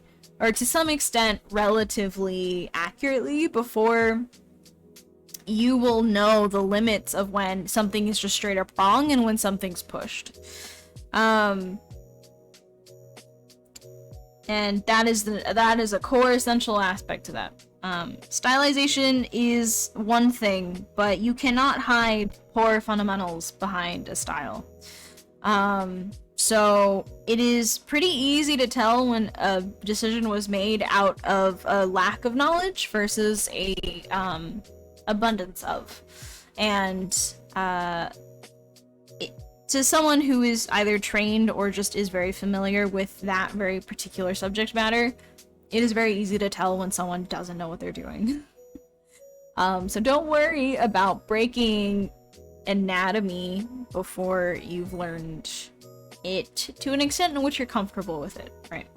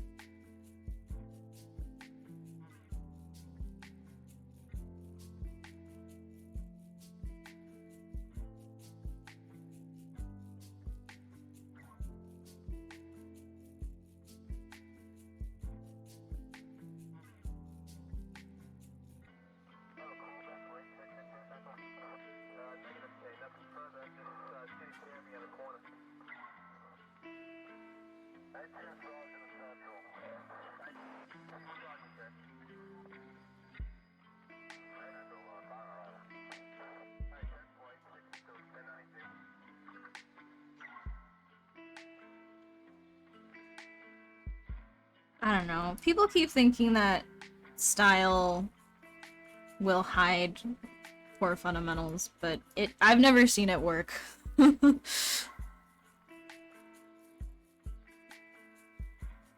There's something about someone who understands anatomy enough to where they know when it looks wrong, even in a very stylized way, right? Even when anatomy is kind of like almost out the door. Like, there are decisions that someone makes that you don't, unless you have the context for it, it is very difficult to make those accurately and willingly. So someone who struggles with their fundamentals might happen upon making the correct decision or correct like line in a certain place, but there's a lot of other tinier context clues that demonstrate, like, you know, this is someone attempting to stylize what they do not understand, versus someone who, and again, like, you don't have to be able to draw it well to understand it, right? There are plenty of artists that have never really gone to a point of, like, beautiful draftsmanship, but they still are, like, very knowledgeable, enough so that when they do stylize something, it's not weird, and it's not, like, out of the blue.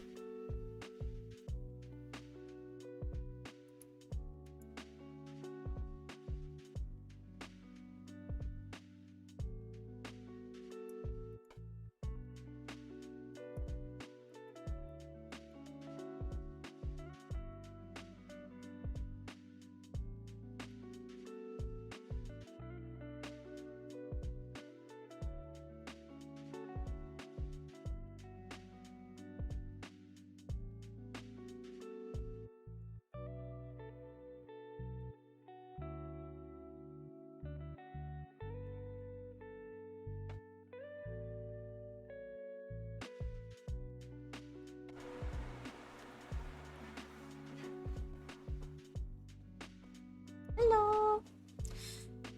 The most core fundamental.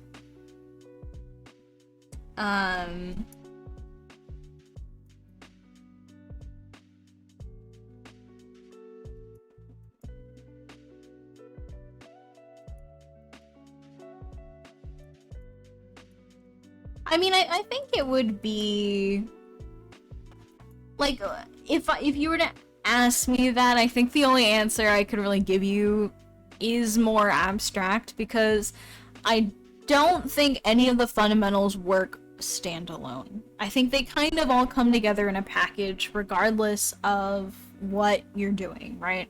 Regardless of, like, the you know, medium, regardless of the genre, like, all of those fundamentals that you typically learn about in art come together in a package. You don't gain anything from only focusing on some and not the others, because they all factor in to everything, right? Things like composition is really important for characters as well, and, you know, design sensibilities, very important for environments. Like, these things are core to art, and that's why they are fundamentals. They all build a part of the foundation. Taking out one pillar does not, you know, you have a much shakier basis for your understanding of reality. If you were to say, like, what's the one thing you absolutely need, I personally would go with the more cheesy answer and say, like, you have to want to do this. Regardless of whether or not you love it, regardless of whether or not you are passionate about art in, like, an art way or a financial way, like, you have to want to learn all this stuff. If you don't have that, then you won't be able to get through what I think are basic aspects of the creative journey, which is the terrible parts, the awful parts, feeling bad about your work, feeling as if you take everything very personally, struggling with improving, comparing yourself to other people, right? Those are things that knowing basic fundamentals like lines, line work, and you know, overlapping forms and three-dimensional space and perspective are not going to help you with, right?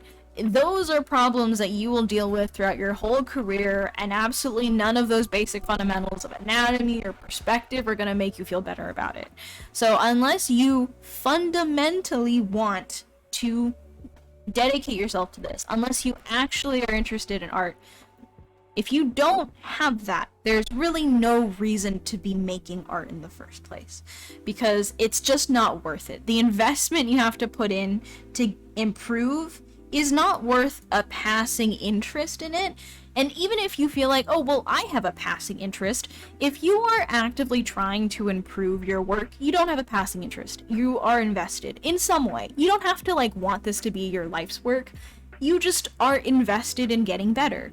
That is a fundamental aspect of being in art. It's not something that you can just get in, get out without losing a lot in the process. And that's why it's a big investment to get into art, and a massive thing that a lot of people take for granted is, like, you have to remember throughout your entire career why you got into it in the first place, or else it is ultimately not worth it. And again, it's not even like just the basic of, like, I love drawing, drawing's great. You don't have to like it, you just have to want it, and that's it.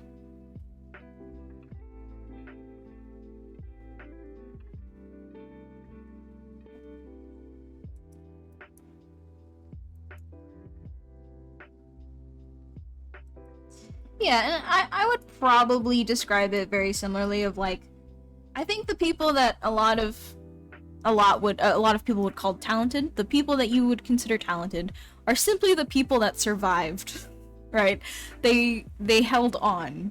That is basically it, right? Someone who grew up as a prodigy, or someone who grew up being considered early talented, they just didn't stop trying. And, like, ultimately that is the only real tangible thing that you can say about someone with quote-unquote talent, is that they probably had to withstand the desire to stop, the desire to give up. If they manage to do that, then it puts them in the position of, like, being able to be recognized for all these things after the time and effort and maybe personal development they had to go through in order to get to wherever they are. There is, you know, I think it is unhelpful to think of things in terms of talent. I think it is far more useful to think of it in terms of determination. That there are people that decided that this was the thing they wanted to do with their life, that they stuck with it. And that's why maybe some of these people got a head start, is because they decided and they stuck with it, versus someone who maybe has been kind of towing the line of getting into it and stuff like that. I wouldn't necessarily say they're talented. I think it's just, instead of saying or using talent as a meter for worth, it's just ultimately not very useful overall. Because what can you do with the the, I guess, prescribed label of talented? You can't do anything with it, really. It doesn't offer ultimately much actionable value. But someone who is determined in the other way is likely someone who, regardless of where they are in their journey, where they are in their life, if they are determined to keep doing this, to keep sticking with this career, then I think it's a lot easier for someone to see, like, a physical value in that.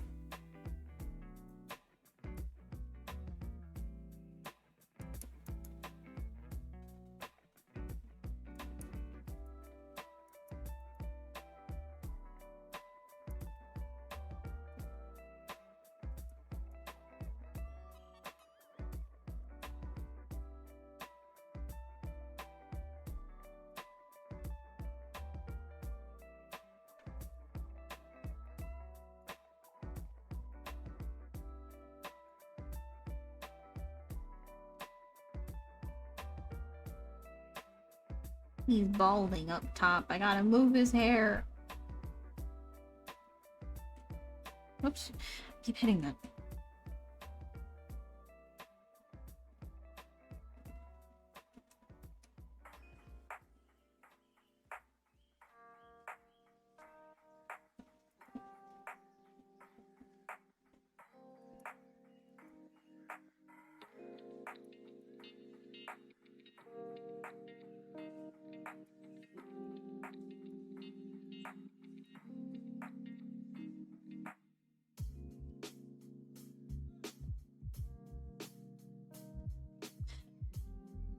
this is like absolutely not shade because I don't watch Marco Bucci, but his stuff gets recommended to me sometimes, and his like thumbnails that are always like talentless at 19. Now Disney hires me is like it's just a statement that I would never say.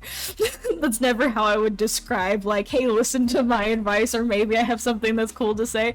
But just I see that video recommended to me so often, and it's just like, oh wow, okay. That's cool. Happy for you. But I don't really watch his stuff, so it's like I won't really click on the video. It's just I see it and I'm always just like, okay. Sure.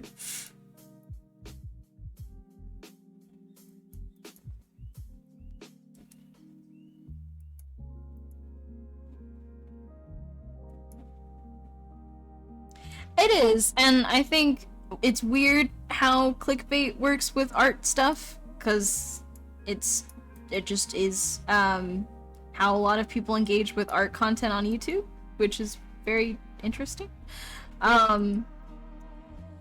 I just, and again, like, I have nothing to say about the actual video, and it's not even like a thing about him clickbaiting. I don't really care.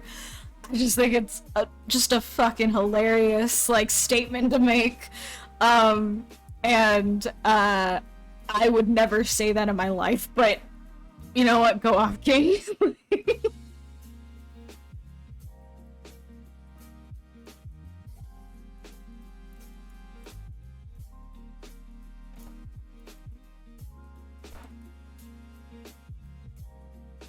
It's the primary reason why I don't do like content stuff. I don't really want to compete in that sphere.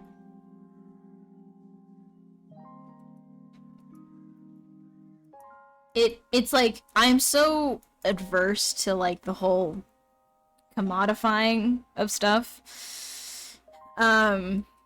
In this way, like I don't want to commodify my work in that way, that like I've gotten like sponsorship requests and I'm like, I don't want to take it. I don't want to take your sponsorship, not because you're a terrible company, but because I am deeply uncomfortable with the idea of taking one. And I don't ever blame anyone else for doing it or playing by the game of social media or whatever. Like, it's totally fine that other people do it. I just deeply don't want to do it. And, if I ever do, like, participate in, like, a lot of those websites and stuff, like, I will do the least intelligent thing possible. I will not, like, advertise it. I will not do anything particularly, like, crazy with it, because it's just, like, I can't. I don't have the stomach for it, really.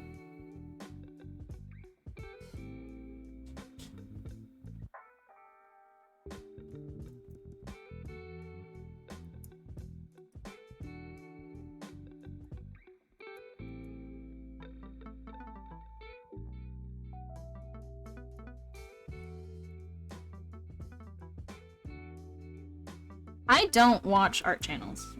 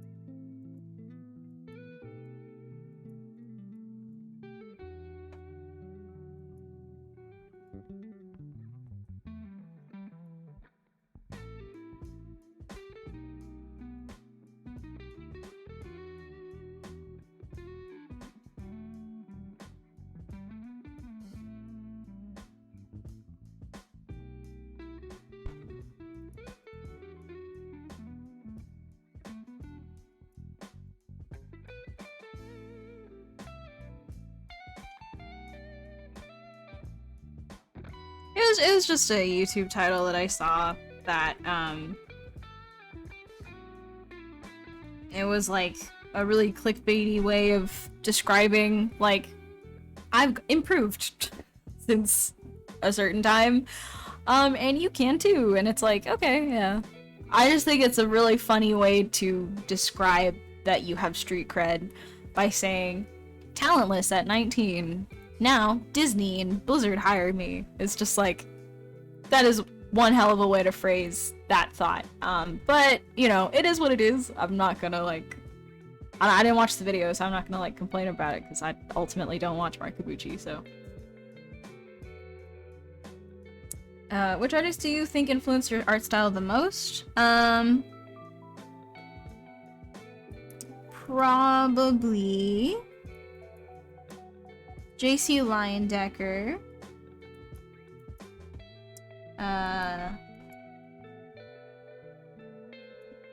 Well, okay, it's kind of weird because, like, I don't really know where this style came from. I don't really know, like, what is the culmination of a lot of these things. I guess it would be, like, JC Leyendecker, Claire Wendling.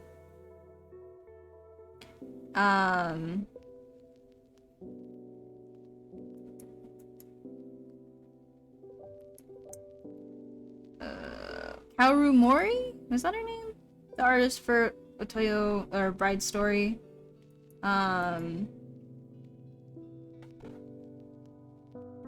Yoshinari. I don't know, it's hard. I don't really look at the...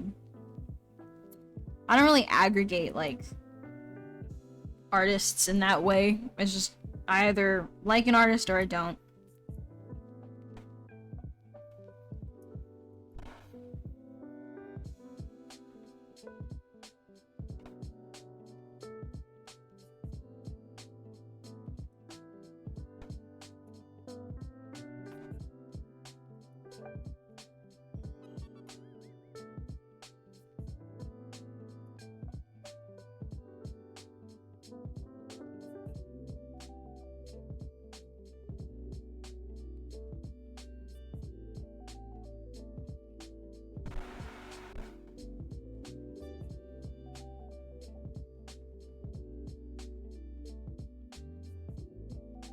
Do I do a lot of master studies? I don't. But how would I go about them? I describe this as just like the way that I gauge my progress. With master studies, I will often decide first what it is I'm trying to learn from the study, right? I'm trying to decide what specific thing am I trying to gain from it. It could just be, I want to answer this question, right?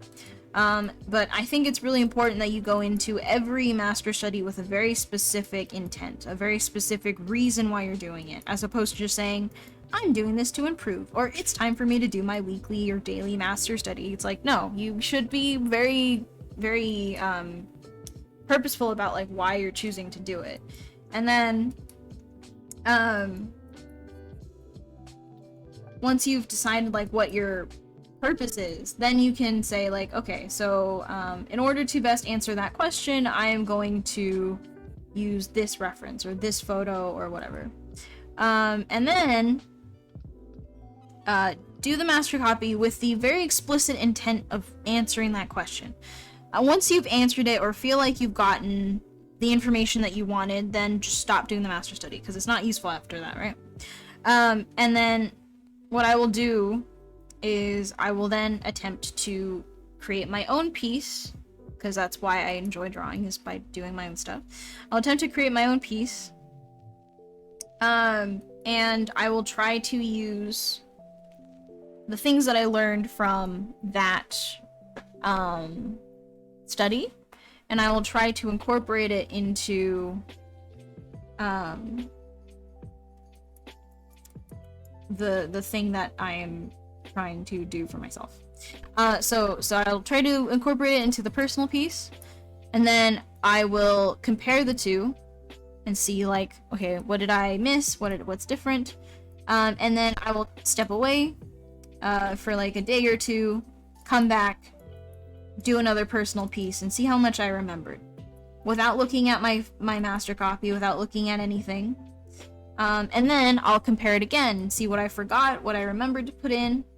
And if I notice that, like, hey, I didn't remember to put this in, even though I distinctly remember learning it. Okay, let's revise it. Let's try this again. And I'll keep doing that. If I feel like I need to do another master copy, I will. If I feel like I don't, then it's just all about applying, making sure I'm remembering that, okay, these are things I want to focus on. Because eventually you will forget certain things, right? You'll learn some things from a study and you will forget the others. And it's always about trying to,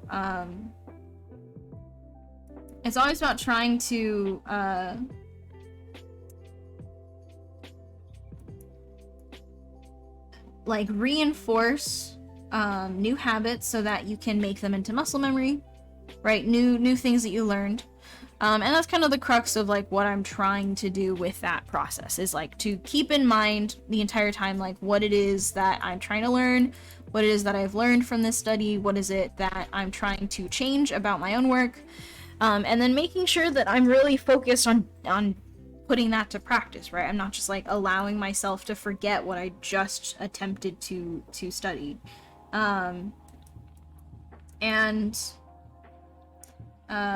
That's basically the gist of it, right? Because I think I don't like doing studies. They're incredibly boring to me. But the way that I can make them interesting and make them better is if I'm constantly trying to just apply what I'm learning into my own work. Because I'd much rather be doing my own stuff than doing things, doing just like raw studies. It's incredibly dull to me. But, yeah.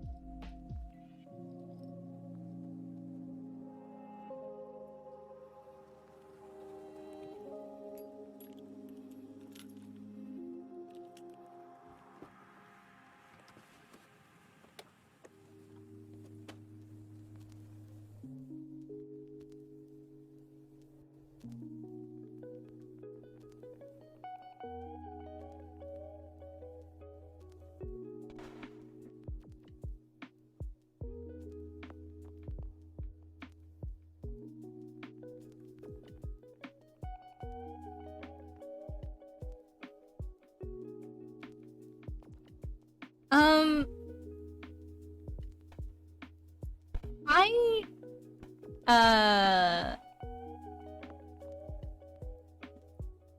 don't.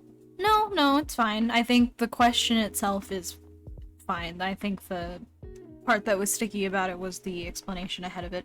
But the question itself is fine. I have never felt happy doing anything else. My motivation is very abstract because I think it is inherently tied to art in a way that is pretty, I don't know, it's very much specific to art. I struggle to enjoy doing anything else with my life. I have things that I do as a hobby, but there's nothing more beautiful than looking at art. There's nothing more interesting than looking at art. Would love nothing more than just to be looking and making art. I don't enjoy a lot of other things for nearly as long, for nearly as consistently throughout my life. And I think it's just an aspect that I don't have a lot of other things that I can do with my life that I would be happier doing. So for me, it's difficult for me to describe that for people, because unless you agree with me, what I have to say is not very helpful in this situation. Because I have a very specific relationship with art. The happiest I will ever be in my life, I've experienced it solely through when I'm making my own art. I've never had a happier moment. It's not all the time. I'm not always happy making art, but it's just that if you were to ask me, can I recall like a memory in which I was truly happy, it would have to be very specific moments in which I was alone in my room drawing. Very few things in my life even reach that level of joy. So for me, even when art is difficult, even when I'm struggling with it, even when it sucks and I'm doing terribly and I'm making bad art and I'm not happy with it, I don't have another choice. This is the one thing in my life that I have stuck to for like the whole duration. I've been drawing since I was 2. There's very little else that has been with me for that long. And my relationship with it is incredibly tied to just how I see the world. I see it through the context of art. I only follow artists. I uniformly only really look at art in my day-to-day life. So for me, there is no other thing about it. I don't do it for portfolio reasons. I did make it my job, but that's only because I couldn't do any other job, really. It is my hobby. It's my life's work. It's the one thing in my life that I think will always be my biggest source of happiness. It's the one thing that has stayed consistent in my life when everything else has changed. And it'll be the one thing that survives for me. I think no matter like what happens in my life, this is one basic fact that will never change. I will never do something else with my life. I will never choose to do anything else with my life. This is it for me. And that's why when people ask me about motivation, it's difficult for me to respond, because the fact that I don't have another choice with my life, I don't have other things that I can do that I want to do, means that this has to work. I have to make art work. So even when I am not motivated to make art, I know that I will eventually come back to it. So my answer to that question, I don't think is one that's very helpful to you, because clearly taking a step back from it has been very helpful for you to take time away. But I just don't really have other options, and I'm happy that that's the case, right? I'm okay with that. It just so happens that that is the state of my life.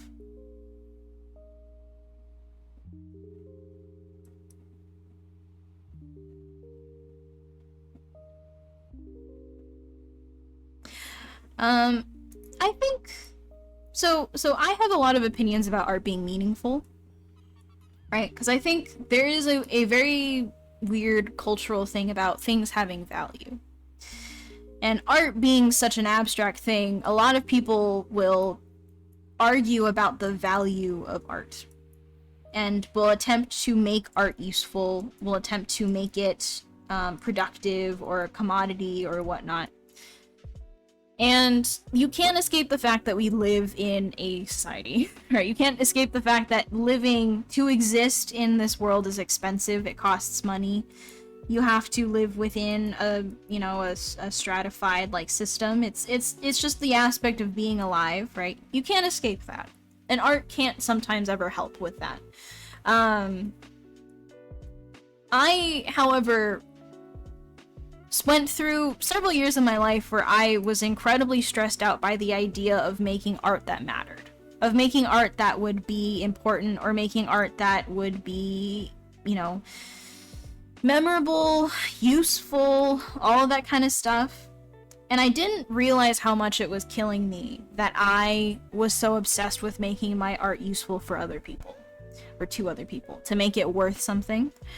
When I realized that I don't inherently think of my art as useful. I don't think of it as important, because to me, its value does not come from its usability, from what you can get out of it, from you can't commodify it. Like, the value that I get out of art has nothing to do with how someone can utilize it for a different reason.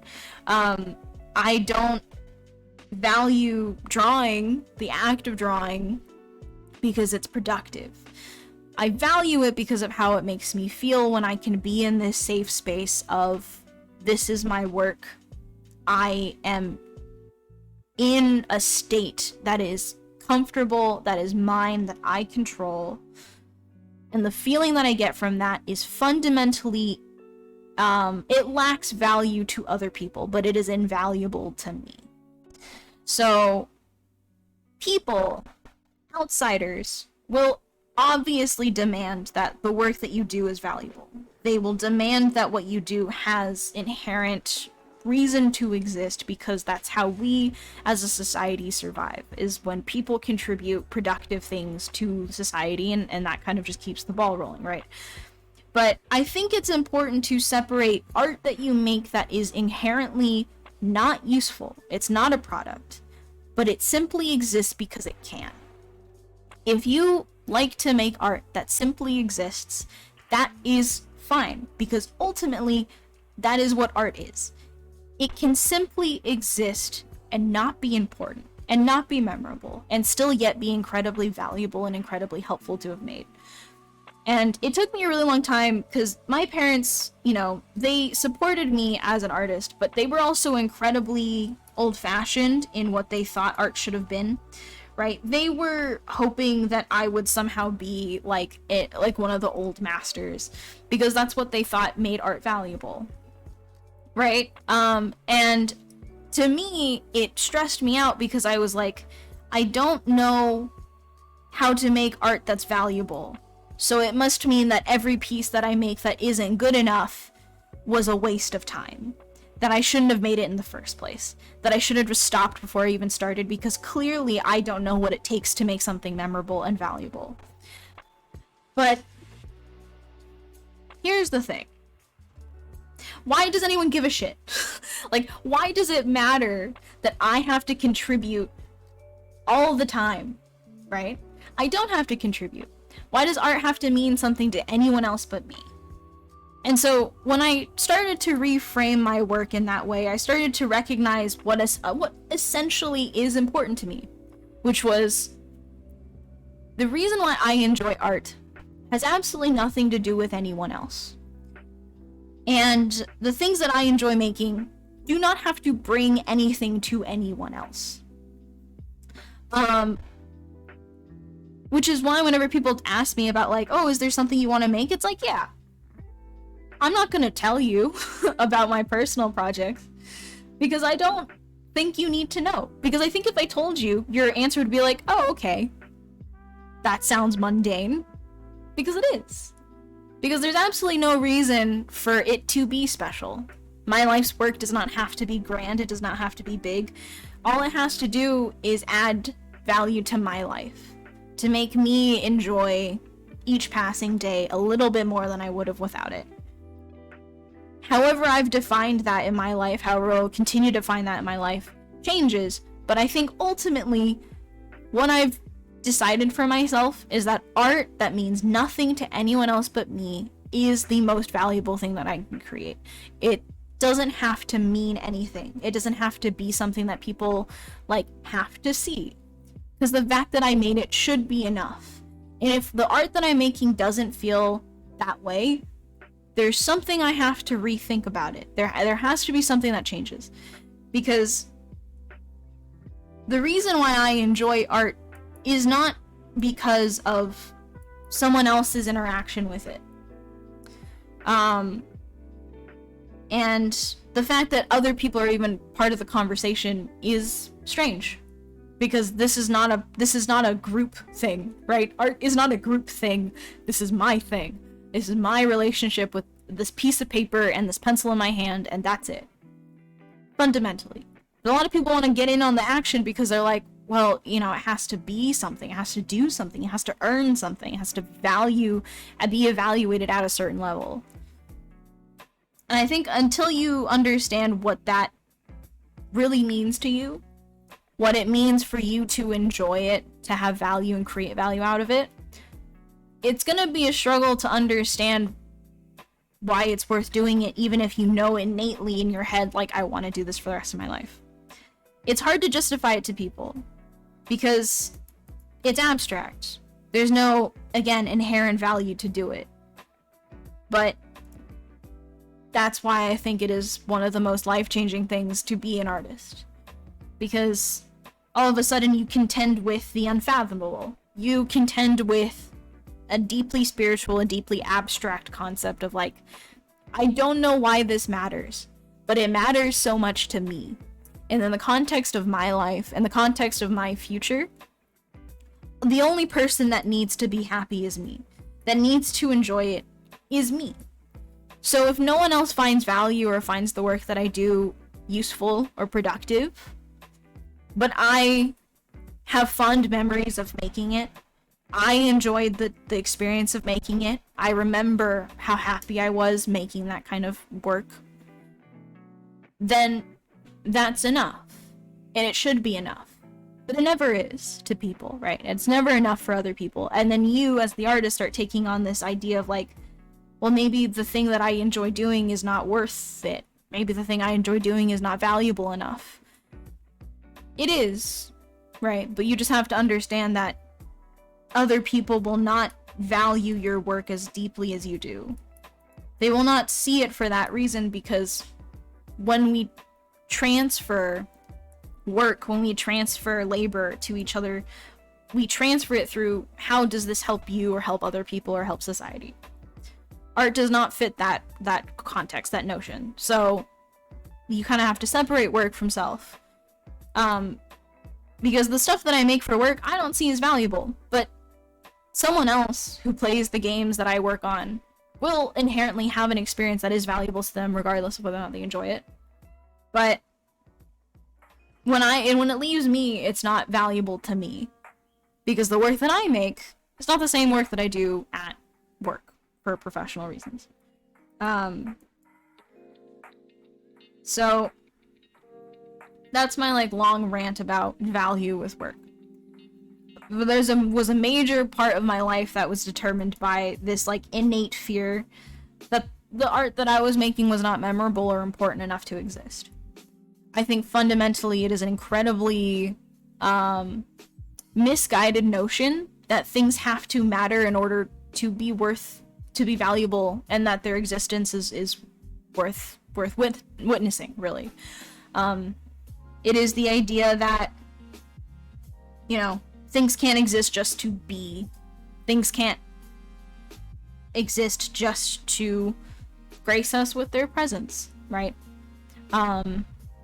When I recently watched the movie Nope, and I think Logan Paul had a lot to say about it, or his brother, I forget, they're the same.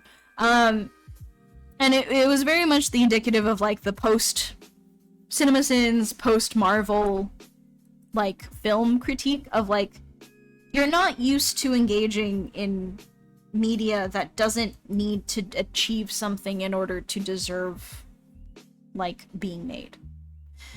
And I thought that was very interesting because it's the same idea, right? People demand that it deserve something. It demands that it deserves to be made before it even is considered. But it's like, why do you have to live like that? Why does art have to prove itself to you before you think it's valuable?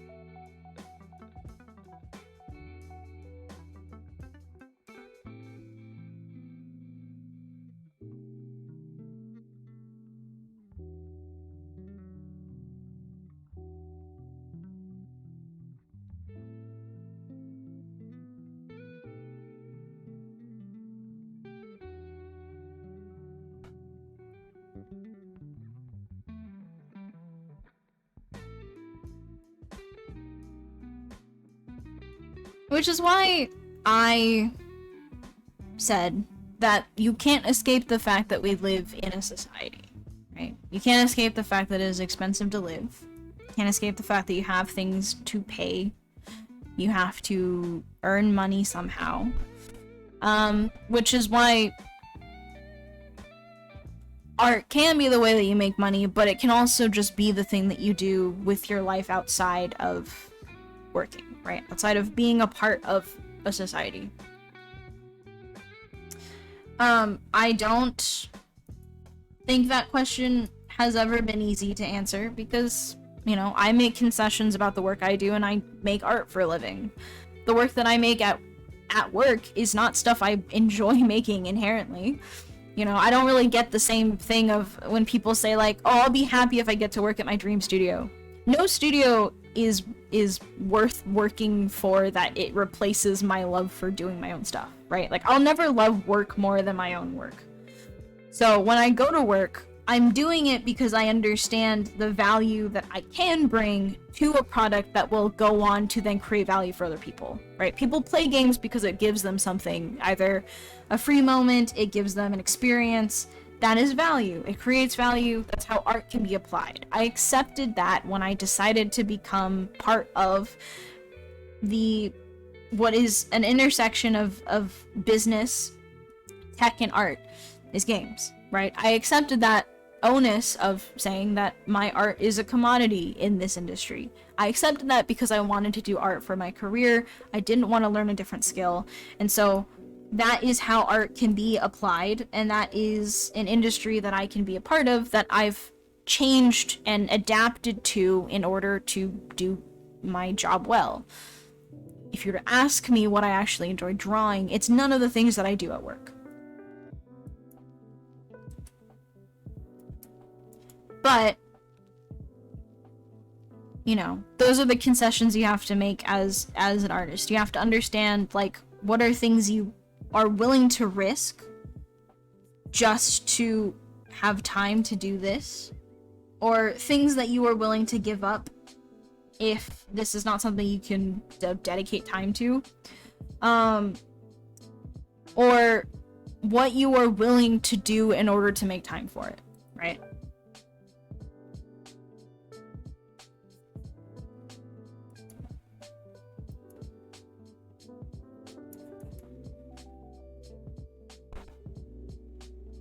Is my mic peaking? It might be because it's too close to me. I'm also like very emphatic right now with how I'm talking. So my mic is probably picking up the fact that I'm too close. I will hydrate.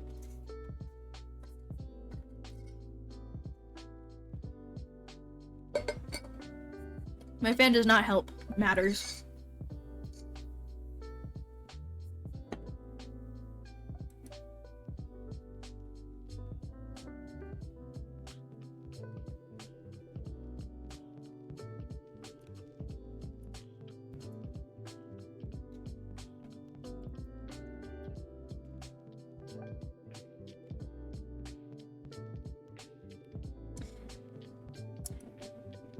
It really is, huh?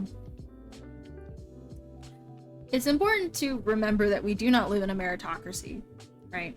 Just because you're good at something does not mean you are able to live off of it. That's why I, am very cognizant that how I view art and how I treat art is not, it is an inherent luxury of mine that I can choose to treat it that way outside of work. I think you have to be intelligent about how you structure your life so that you prioritize the things that do matter to you. Because I refuse to work in an industry that's not based in art, but I'm willing to learn new skills to make my art useful so that in the times that I don't have to work, I'm making my own stuff. I accepted that as a responsibility of mine. And I could have easily gone a more, like, classically artistic route of being a gallery artist and making my living that way, but I knew I didn't want to struggle in that way, right? I wanted stability because I'm the kind of person that needs stability in their life financially, so I went the route that burns people out within 5 to 7 years, right? If you hear that classically people in your job position typically leave the industry within 5 to 7 years because they burn out of it, it's not that alluring, right? It's not that appetizing to think that in 5 to 7 years I run the risk of being so deeply tired and exhausted by the work that I do that I will entirely leave the industry that I've dedicated my whole skill set to. It's just a factoid of working in games. That is just something that happens to people. And obviously people have surpassed that. They've lived, they work for much longer than that. But it just is a fact that in that time you start to really consider what it is that you want to be doing with the rest of your life. And sometimes the things that you had to endure working in games is just not worth it. And those people made a decision. They made a choice. I made a choice to enter this industry. I will make a choice to leave it if I decide I want to. But you have to make those choices when it comes to art. Because it inherently is, like, you can't ascertain whether or not it's valuable to people. Whether or not people will pay for it. My argument is just, when it comes to work that you want to do, it does not have to be inherently valuable to other people.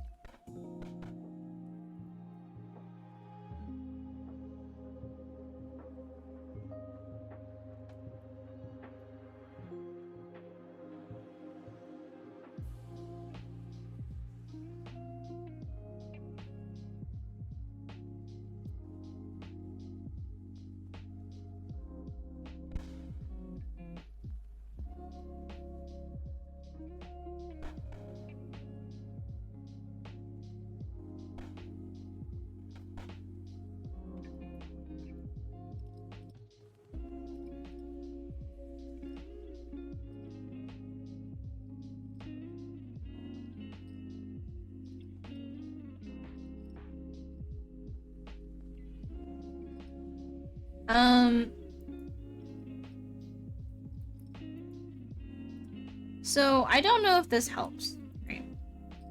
But feeling bad about your own art is kind of just a part of the process. Because art is incredibly personal, right? It is one of the few things where you literally can't pretend to be better than you are. Your work speaks for itself. Even if you try really hard to hide it, it is what it is, right? Your skill and if you ascribe your self-worth to it, right? If you attach your self-worth to that, whatever your perceived skill level is, like, that will determine a lot for you. And I think when you start to become really aware of that, when you start to become really aware that you are dissatisfied, as you would be because you're just starting out or you are just in the state of learning, when you are dissatisfied, it translates far more personally than not being good at, like, I don't know, a more rudimentary task like washing dishes. Because, like, you don't feel bad about being bad at that kind of stuff because you know you can improve. But with art, it's a lot more abstract because it's not tangible what it means to be better at it. You understand, looking at other people's art, that there is better artists, there are better artists, but it's just not you. You're not one of those people, right? That's kind of the innate stress and the innate fear. Understanding that this is just an aspect of drawing is really important, because this is one of those things that just you only get better at handling. You don't escape, you don't stop feeling this way. You just get far better at handling these feelings because you have proof that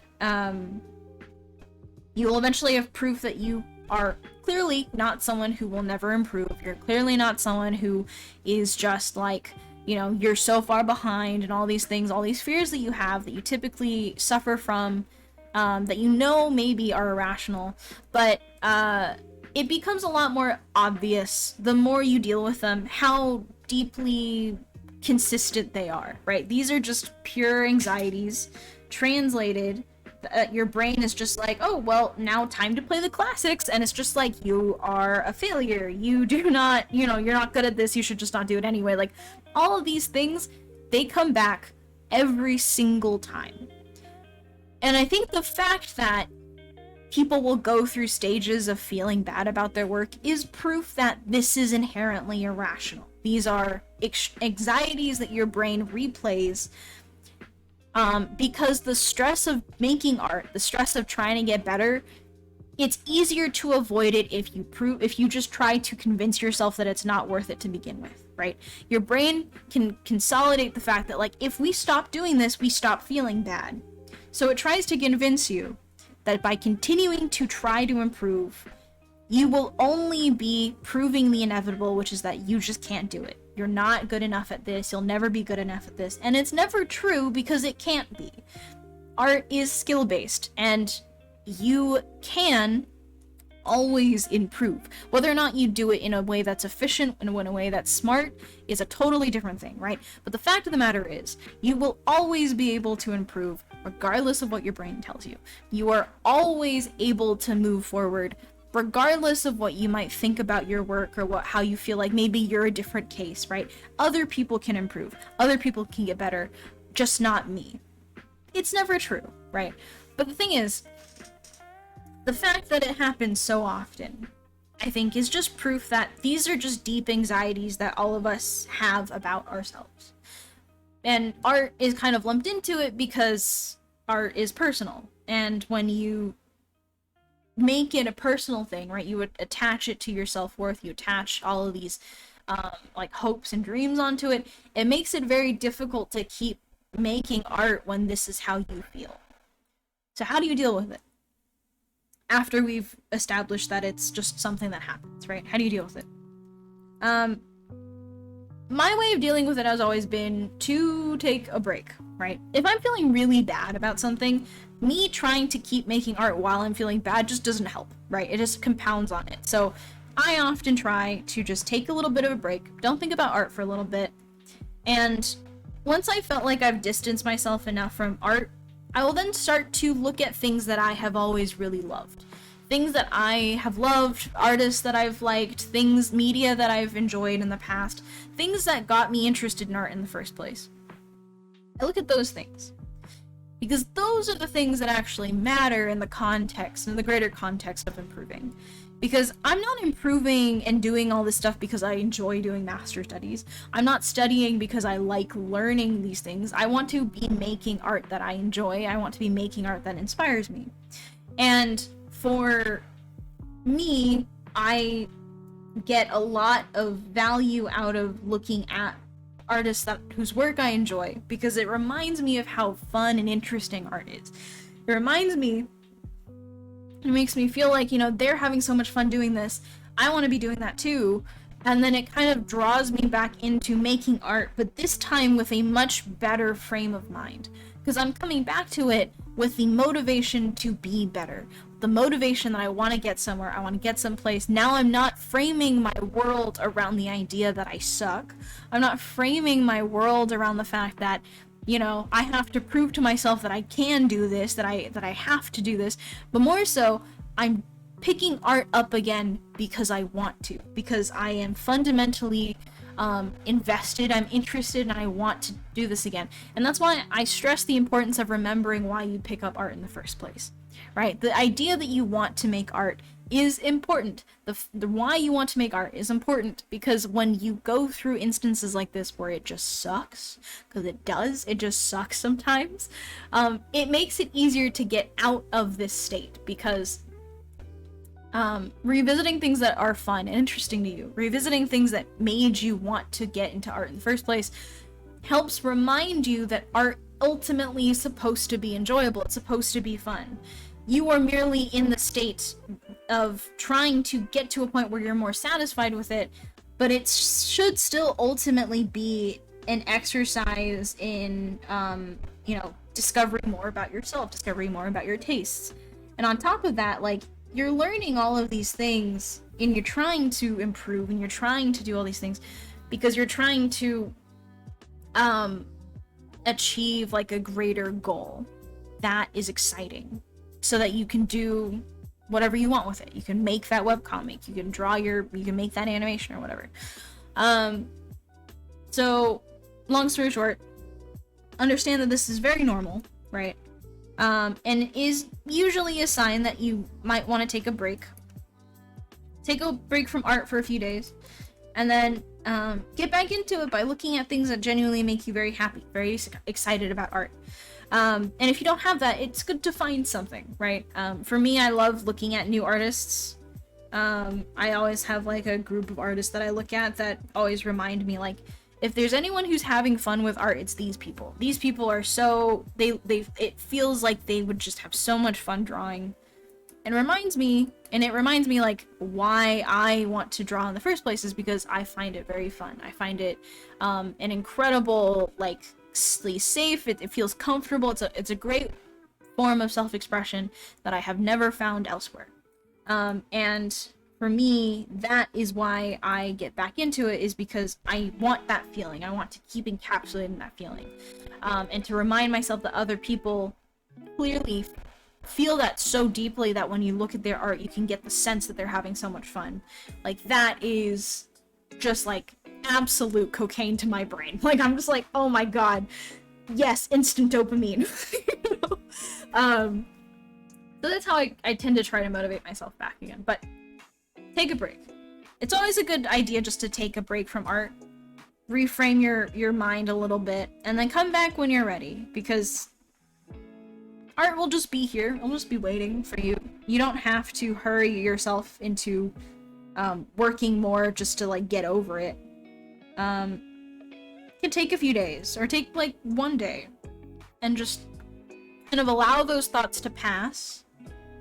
And then when you are prepared to then move forward with, like, okay, what can I do about the situation, right? I'm feeling bad, but what can I actually do? Once the deeper emotions pass, then you can then start to think about logical solutions to the problem you're currently facing, which is, I'm struggling with this, I don't know how to improve, like, this is, like, really frustrating me.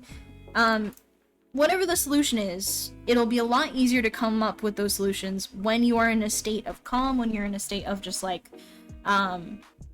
feeling a little bit more, like, focused, feeling a little bit more, kind of attentive to the minor things that are really affecting you right now. Lot easier to make much better decisions about your path moving forward, about whether or not you still want to do art, what you want to do about it. Easier to make those decisions when you have a clear head. So that's what I have to say about that.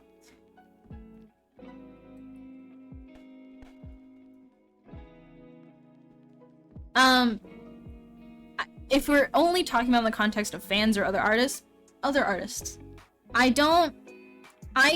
always very appreciative that people like my work, and I think it's very flattering and very deeply, I'm very honored always that people enjoy my stuff. But I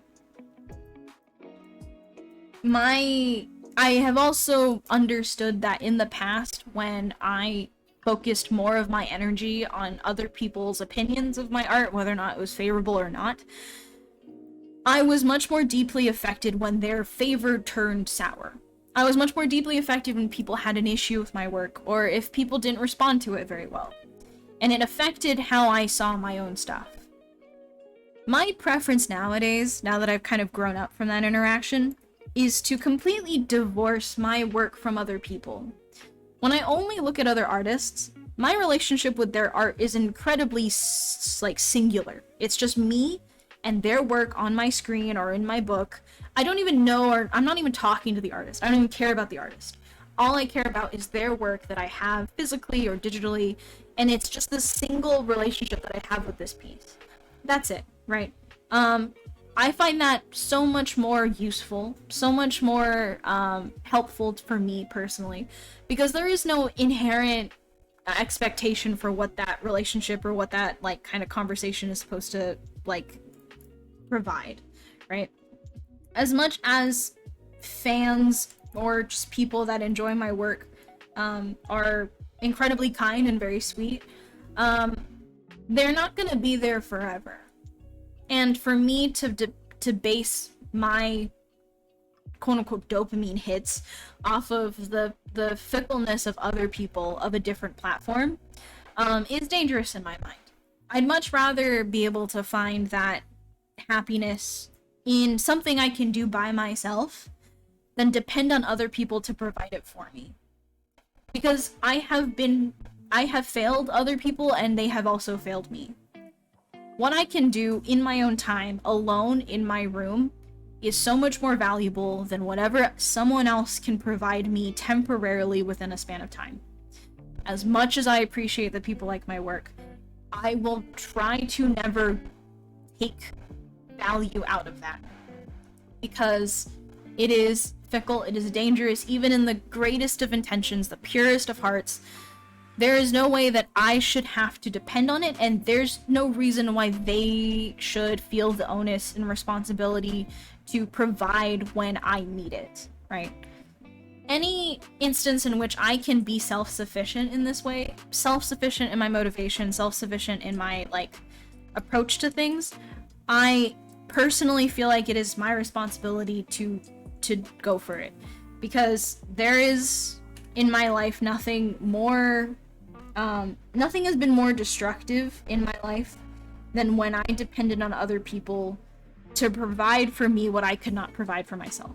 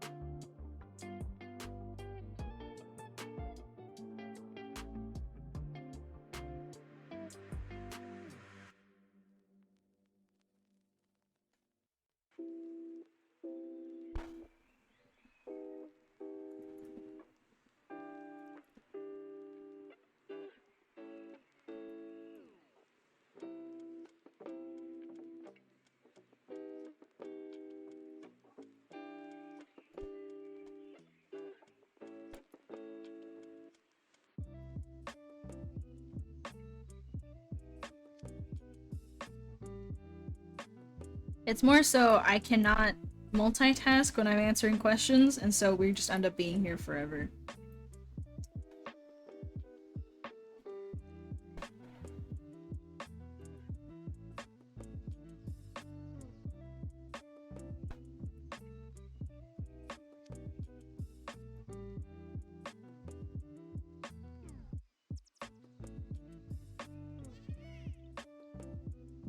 Hopkins, thank you for the tier 1 sub.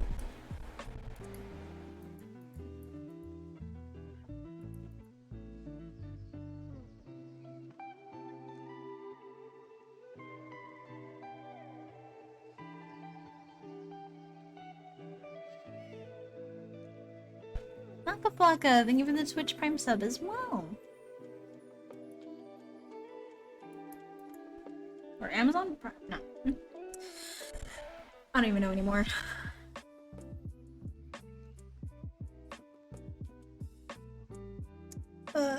Get up and stretch. You ever like move your elbow in a way and it pops and you're just like, oh, I didn't think it would be that big of a deal that I move my arm, but yep. Should definitely be doing more exercises.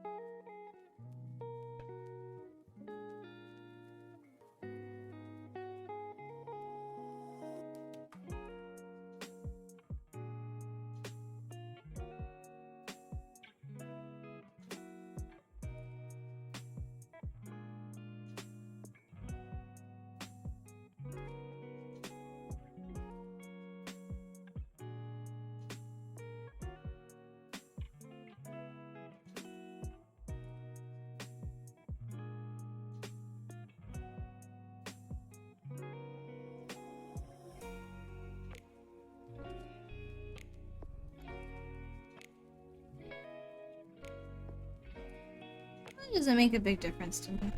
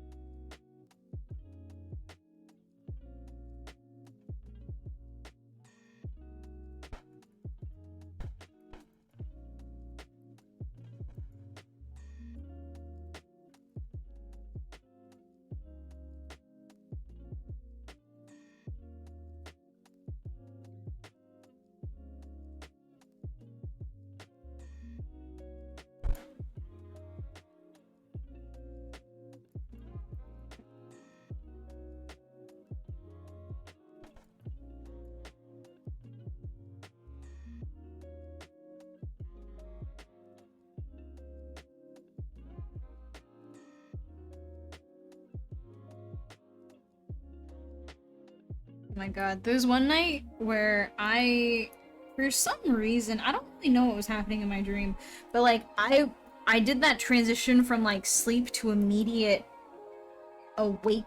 waking, state. And I got like the worst cramp in my leg that I'd ever gotten in my life, and I just didn't know what I did. I think I lifted my leg, and then it just was like such a deep internal cramp in the middle of my leg that I was just like, I think I think Gary told me I like groaned. It's like super long, drawn out, like low groan, because I didn't want to like say anything, but I was like in so much pain. I was just like, oh.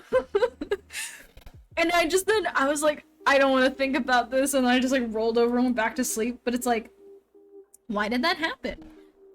Why, you know? I have no idea, and I still don't.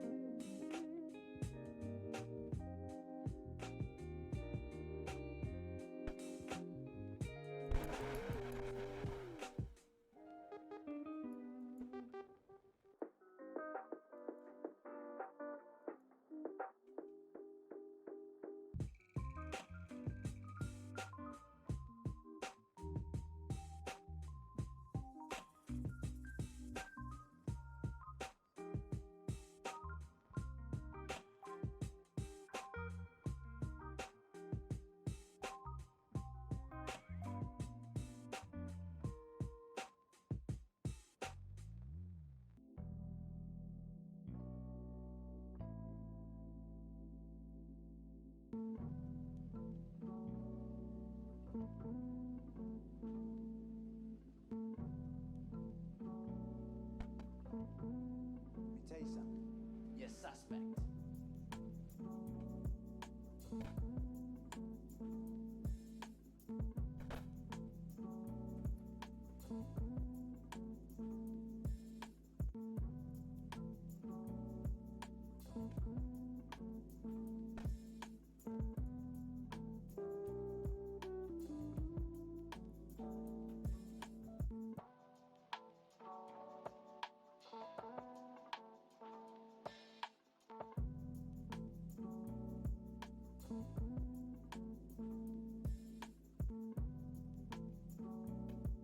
Ugh. I'm really hungry.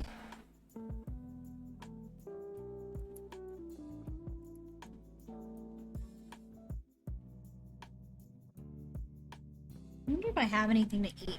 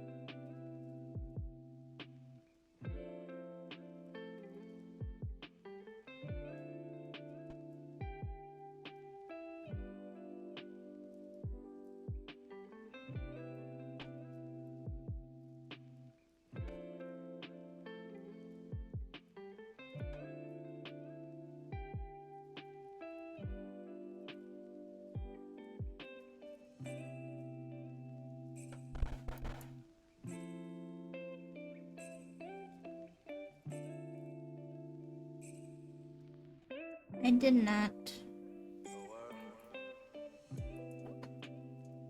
Don't actually think I ate anything today because I woke up really late. Yeah, that's why I'm hungry. I will find something to eat before bed.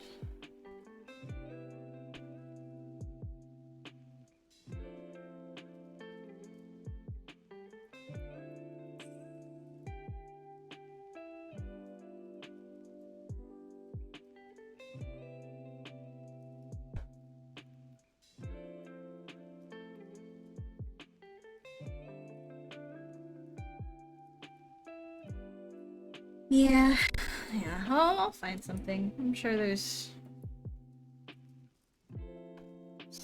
some kind of food.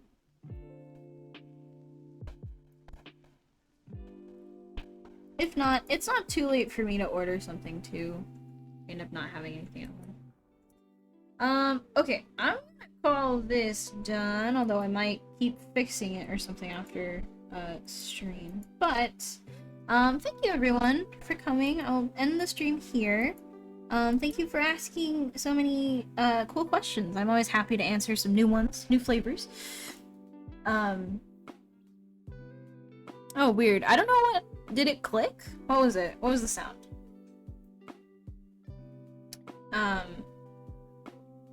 Because... this might be one of my older... Oh! Oh god. Okay, yeah. Maybe my mic's been on for too long or something. Well, that's a sign. I'm gonna, go eat something. Yeah, thank you everyone for coming. Thank you everyone for hanging out. Thank you for always asking really great questions.